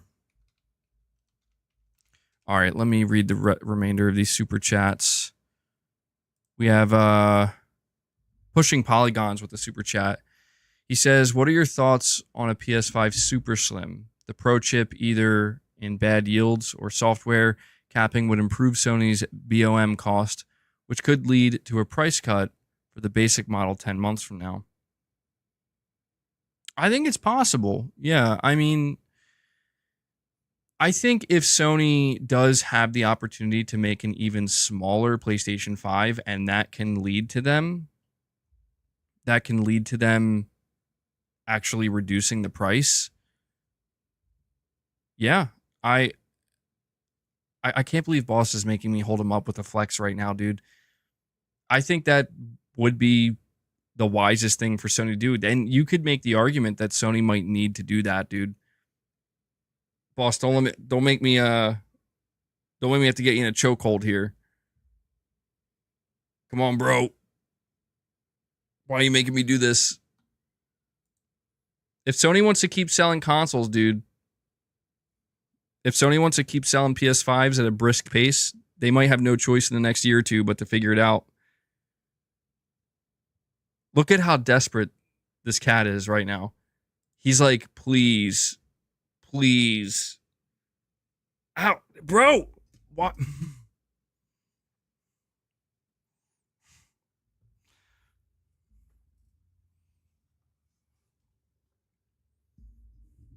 Help.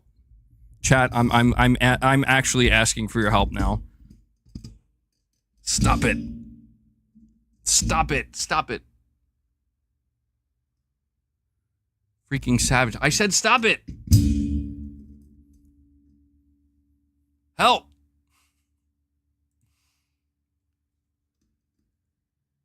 Chris Brown. He says, everyone waiting for the PS5 Pro. I'm waiting for the PS5 Bro. Thank you for that, Chris.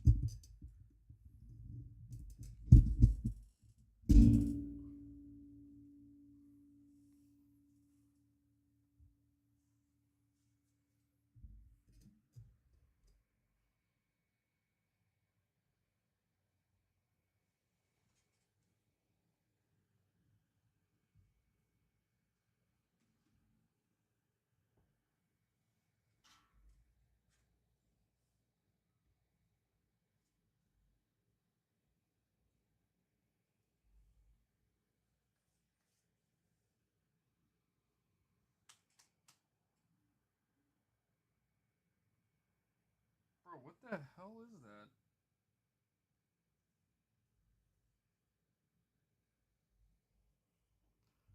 I'm trying to there's like something on my chair here. I'm trying to figure out what it is, and I'm like pretty sure it came from Boss, and I'm trying to make sure he didn't just like shit on me. Ain't no way. All right, it's not poop. Thank God. Could you imagine if that's how the stream ended? And Pushing Polygons, feeling clearly very sorry for me right now. And Boss, Pushing Polygons comes in and drops 6 membership gifts for you guys. He drops 1 single and a 5 bomb, bringing us up to 17.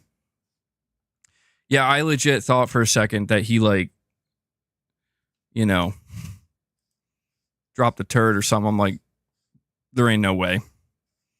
Is this what I get for picking him up? But Pushing Polygons, thank you so much for that, bro. Let me add that to the counter here and show you guys where we're at. So we're very close. We're very close to hitting the goal. If we can hit 25 members relatively soon, because I'm only going to keep the stream going for a little bit longer here. If we can hit 25 members, we'll feed the beast. And I see I have a direct donation from Masochist Mode.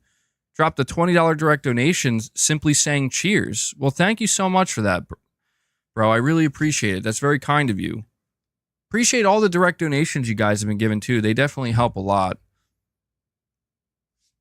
All right, boss. Let me. I gotta check, boss. Come here. He's like, no, you ain't, bro. I'm just trying to make sure you're not dirty. I don't know. There was just something over here.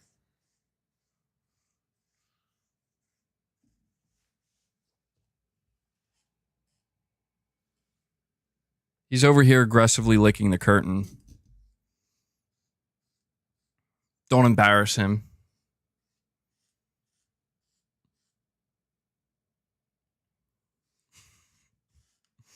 All right, boss. I'm not. I'll spare you the embarrassment.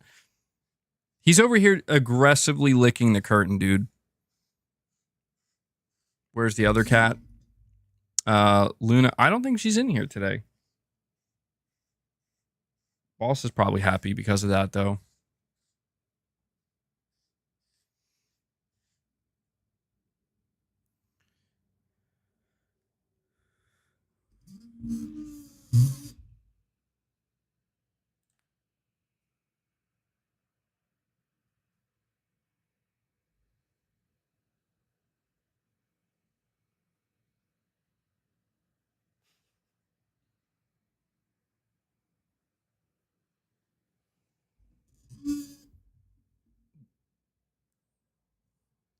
Please don't bite it.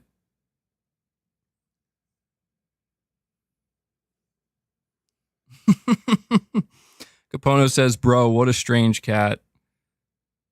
Where's Leia been? She's usually hiding somewhere sleeping during the day. She like rarely comes in. Mrs. MBG says she's with her.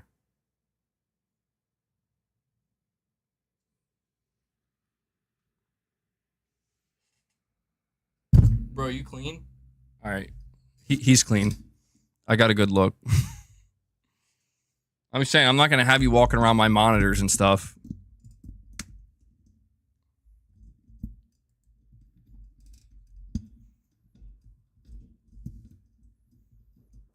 Guys, we're 8 away.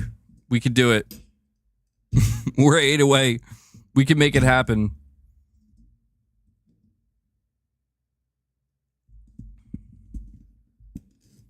What's his thing with the mic? I don't know, dude. For some reason, he really likes chewing the springs, and I get nervous because if he ever actually like breaks one, it's going to be a problem. Hey, hey, hey! Calm down. We're almost there, bro. We're almost there. And Steven Leon does it, bro. Steven Leon comes in again. He says, "I got you, bro. You did it yesterday. You're coming in again today, doing it a second time." Steven Leon, he's doing it for you, boss. We got good news. Good news, boss. They did it. Boss, do you read me? It's time to feed the beast. And Hellbound 1981 dropping another 5-bomb. And just like that. Guys, just like that. Not only did we crush the goal, we go past it. We're at 32 now. Here we go. Here you go, man.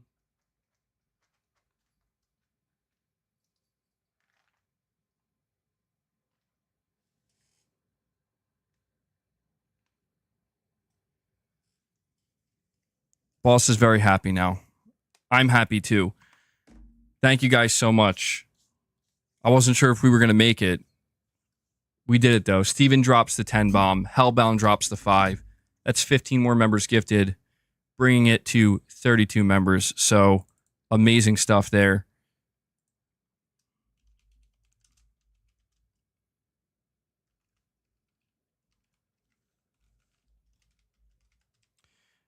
And I'll throw this reminder. We'll keep the stream going for a couple more minutes before we wrap it up here. Let boss give him a little bit of time here to enjoy his snacks. You guys can be rewarded by watching the beast feed. There's no way you're done already. Boss, I'm actually offended at this point. There ain't no way.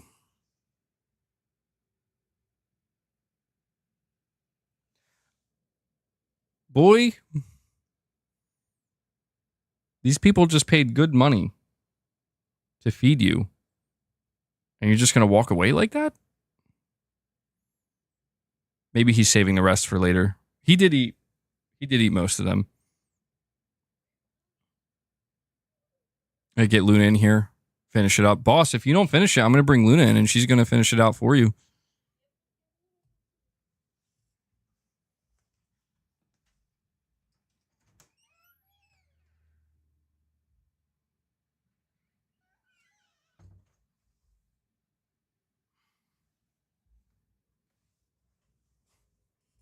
All right. Here you go, Luna. I told you, boss. You just left it. You just left it there. She wasn't even in here. I can't let him go to waste. Luna's going to finish the job here. So how's she looking? She looking like she's getting bigger? Shems, you're asking if your super chat went through. Actually, no, Shems. I don't see a super chat from you. Unless, was it a direct donation? Was it a super chat or a direct donation? Because I'm not seeing either. She does look like she's getting bigger. She is a long cat, yeah. She's very long.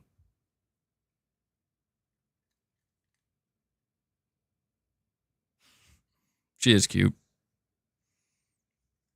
Titus said she's going to be massive. I think so, too. She's going to be a very big cat.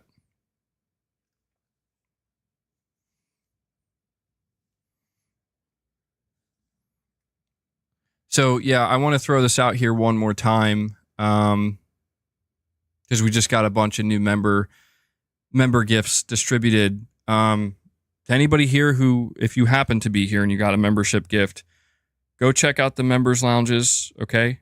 They're exclusive to members. But go check out the Dual Sensibility podcast. Right now, it's members exclusive. It's me, my co-host Brown Sugar, talking some PlayStation. So there's 3 Dual Sensibility episodes out now. Go check them out. Shems, you're asking, am I doing a stream tomorrow? I was not planning on doing a stream tomorrow, Shems. The next stream will most likely be on Sunday after today.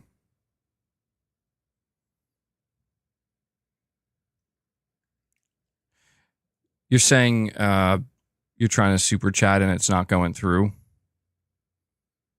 That's strange.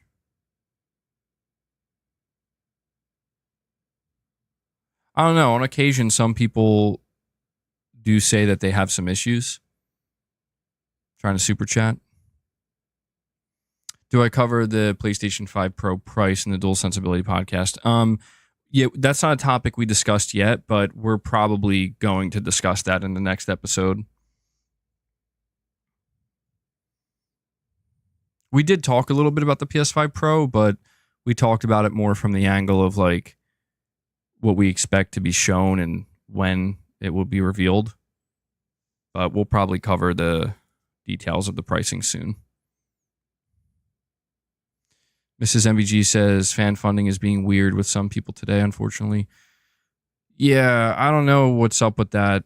I don't know why it does that sometimes, but YouTube like kind of glitches out or just doesn't work right. But I see Shems, he was able to get some membership gifts to go through though.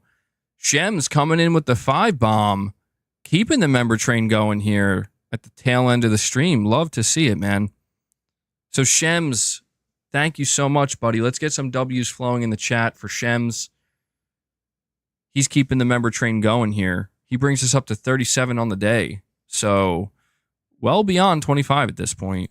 Very much appreciate it, guys. It's like I say, I can only do what I do here because of the support from this community, the generosity. You know, everything we do here is completely and totally fan-funded.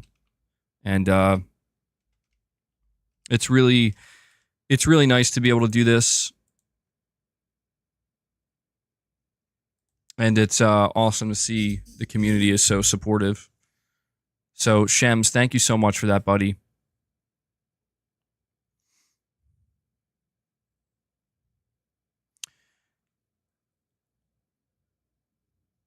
Pragmaticat, I'm going to read your super chat. I'll read Shem's milestone chat first. He says, that's my gift to you all. My birthday's tomorrow. Have a good one. Well, happy birthday, Shems. I mean, I know it's tomorrow, but I'm not going to be streaming tomorrow, so I'll wish you a happy birthday now. And it's very kind of you, man. You're out here dropping some gifts for the community on your own birthday. It's cool stuff. Cool stuff, man. So I hope you have a good birthday. I hope you enjoy it, Shems. And I always appreciate the support. And we have Pragmaticat saying, it's in Sony's best interest for as many gamers to enjoy their console as much as possible with the best performance possible. PS5 Pro Max, $499 digitally. $500. I mean, look, man. I'm going to tell you this, Pragmaticat. I definitely don't believe that's going to happen. If I had to make a bet, is the PS5 Pro going to be $500 or $600? I'm putting my money on $600. But I will tell you this. It is, for however unlikely it may be, it's still in the realm of possibility. It depends on how aggressive Sony wants to be. It is in the realm of possibility. I'm not saying expect this. I'm not saying hope for it. Sony could decide to cut the price of the PS5 to $400. It is possible. We are entering the second half of the life cycle, and Sony did say that sales are slowing down. But I want to throw this out here. This is another reason why I think that's less likely to happen. Hey, come here. Stop that. Boss is under there chewing my wires. What is going on with him, man? Stop chewing my wires. Stop it. I do want to say that Sony did tell their shareholders that they do not expect sales to pick up very much. I feel like that's important to point out, is they didn't say that they expect them to like rapidly slow down or anything. Yeah, he's trying to end the streams for real. They did say that PS5 sales are slowing down, and they expect to see a continual slowdown going forward. So I don't know. It's that to me doesn't confirm. It doesn't confirm that they're not going to do a price drop. It just leans me more so in the direction of I don't think they're going to. But I don't know, man. That's going to be the most interesting thing, I think, to learn about the PS5 Pro reveal, is whether or not Sony is going to continue to sell the base PS5 at $500. I mean, the competition is not fierce right now. I think Sony, even though the competition isn't fierce right now, I think Sony still does need to keep in mind that Microsoft might launch the next generation before them. And there's also the Switch 2 coming. And the Switch 2 is likely to be cheaper than the PS5. So these are just things that I think Sony has already considered. Obviously, they know how much they're going to charge for their console. But I think it's likely they're going to come out with a $600 PS5 Pro. And I think if sales really slow down, like if sometime in 2025, it's like, oh yeah, PS5 sales are really starting to slip and the Pro is not selling well at all. Like it's hardly selling. I think they'll have no choice but to do a price cut. But I do get where you're coming from, Pragmaticat. You would think if Sony is trying to make this the most profitable PlayStation generation ever, well, they're going to have to try to get as many of these units in people's homes as possible. So definitely get where you're coming from. But guys, I'm going to end. Whoa, holy shit. Luna, are you okay? Anybody else just see that? These cats are crazy, dude. I'm going to end this poll. 616 votes.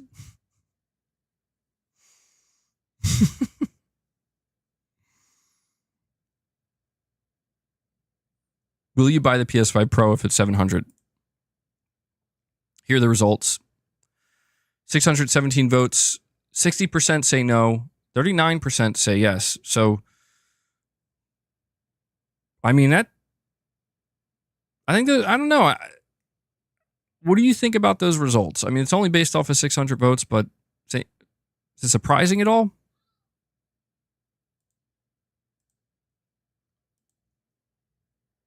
It's quite a few people that I think are, would be willing to pay $700.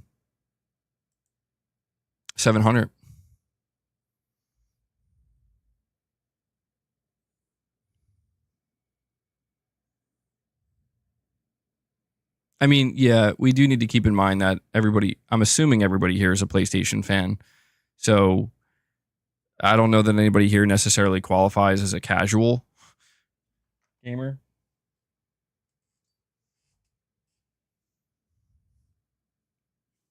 But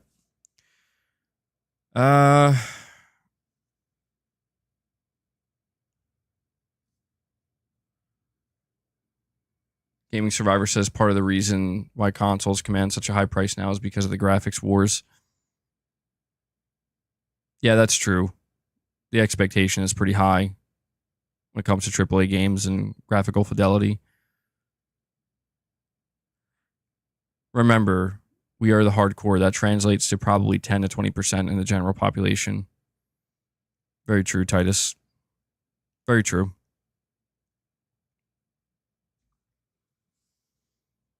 Well, all I can say right now is the PS5 Pro reveal is imminent. It's clearly right around the corner. It could happen as soon as next week. I'm not saying I'm anticipating that, but it's clearly very close. So we're just going to want to keep our eyes peeled. I will keep you guys updated for sure. Like, I will continue to, create content and cover everything that's going on. Again, I did put a video out there earlier. If you haven't checked that out, go check it out. Showed a little bit of support. It's just a really quick video, but it does seem like there's quite a bit that's going to go down in September, and I'm trying to keep my expectations on the lower side. I don't want to overhype myself, but I'm leaving the door open for Sony to, to do some awesome things next month, hopefully. At the very least, I'm hyped for Astrobot. But I think this is going to conclude today's stream, guys. We covered, we covered more topics than I expected. We talked extensively about the PS5 Pro. We talked about Marathon, talked about this Black Myth Wukong situation, talked a little bit about Final Fantasy. So kind of just did some of these topics off the cuff, but I thought it was cool. I kind of like the flow of the stream today. It's a little bit more chill. But yeah, I think that's going to wrap it up, guys. I don't want to just, keep rambling on here. We hit our goal today. We went past our goal for the memberships, a lot of super chats, a lot of fan funding. So I just want to segue now into the outro by thanking you guys. Before I do that, though, we have Cypherpunk with another super chat. Appreciate all the super chats, buddy. You're saying Nintendo is staying clear of the graphics wars, or Nintendo staying clear of the graphics wars is smart. PlayStation players expect PC level graphics pretty much all the time now. Yeah, I will say that it's clear Nintendo basically just saying, yeah, we're not doing that, has worked in their favor. I think eventually, though, it might catch up with them, but by the time it does, it probably won't be as difficult or expensive. Maybe. It's hard to say. But I don't know, man. I would actually be okay with, believe it or not, I would be okay with Sony if it's like, look, it's not going to be the absolute cutting edge, It's not going to be like blistering. Like, all right, I'd be okay with that. As long as it's good, I feel like Ghost of Tsushima is a good example of this. Ghost of Tsushima is a game where, like, if you look at that game closely on PS4 Pro or even on PS5, it's not on the same level graphically, like when you really look at it in certain areas, as some of these other games like God of War and The Last of Us and Horizon. It's just not on the same level. But what makes up for it is the art style. Like, the art style I think a lot of people would say is the best that they've seen from PlayStation Studios. And, there are a lot of people who believe in art style over graphical fidelity. And I just think that maybe there's something to be learned there, Yeah, that's true, Keith. It's an open world game, so it's maybe going to have a harder time matching the same level of graphical fidelity as something like God of War or The Last of Us, since they're not open world. But I just think it's a good. Example, But Cypherpunk, thank you for that super chat, and guys, thank you for all of your support today during the stream. Big shout out to all the member gifters out there. Big shout out to anybody who became a member. Really appreciate that support. I really appreciate that generosity. I know a lot of people appreciate getting those membership gifts.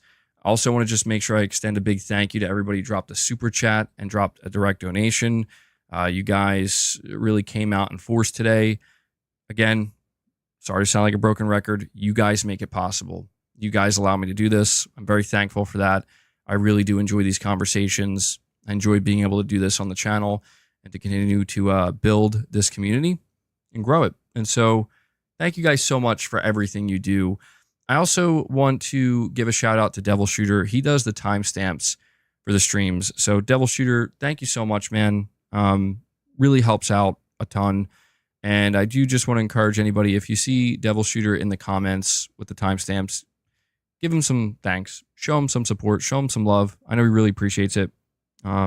He does a great service for the community here. So, guys, that does it for this Thursday stream. The next stream, as I said, should be coming on Sunday. So be on the lookout for that. And we'll just have to kind of monitor and see what else comes out between now and Sunday. But it's clear that things are brewing and things are going to start happening. So hopefully good times ahead. But yeah, guys, go get some gaming in. I'm gonna go make sure Boss didn't chew any of my wires and actually like disconnect anything, because it's not looking too good down there. Damn this cat. Oh yeah, Boss and Luna, thank you guys as well for feeding them their treats. So, all right, guys, enjoy the rest of your day. Hit that like button on your way out, and I will catch everybody in the next one. So until then, guys, take care. Wait. Oh, that was a close one. Every time. I'm going to have to start really saying take care. We got DeWal Vanderkolf, member for 15 months. He says, massive thanks for the gifted Astrobot and Silent Hill 2 hype. Well, there we go. I'm glad I could get it at the end here. He's thanking you guys for the member gift. Love to see it. Good stuff, man. All right. For real this time. Until next time, guys. Take care.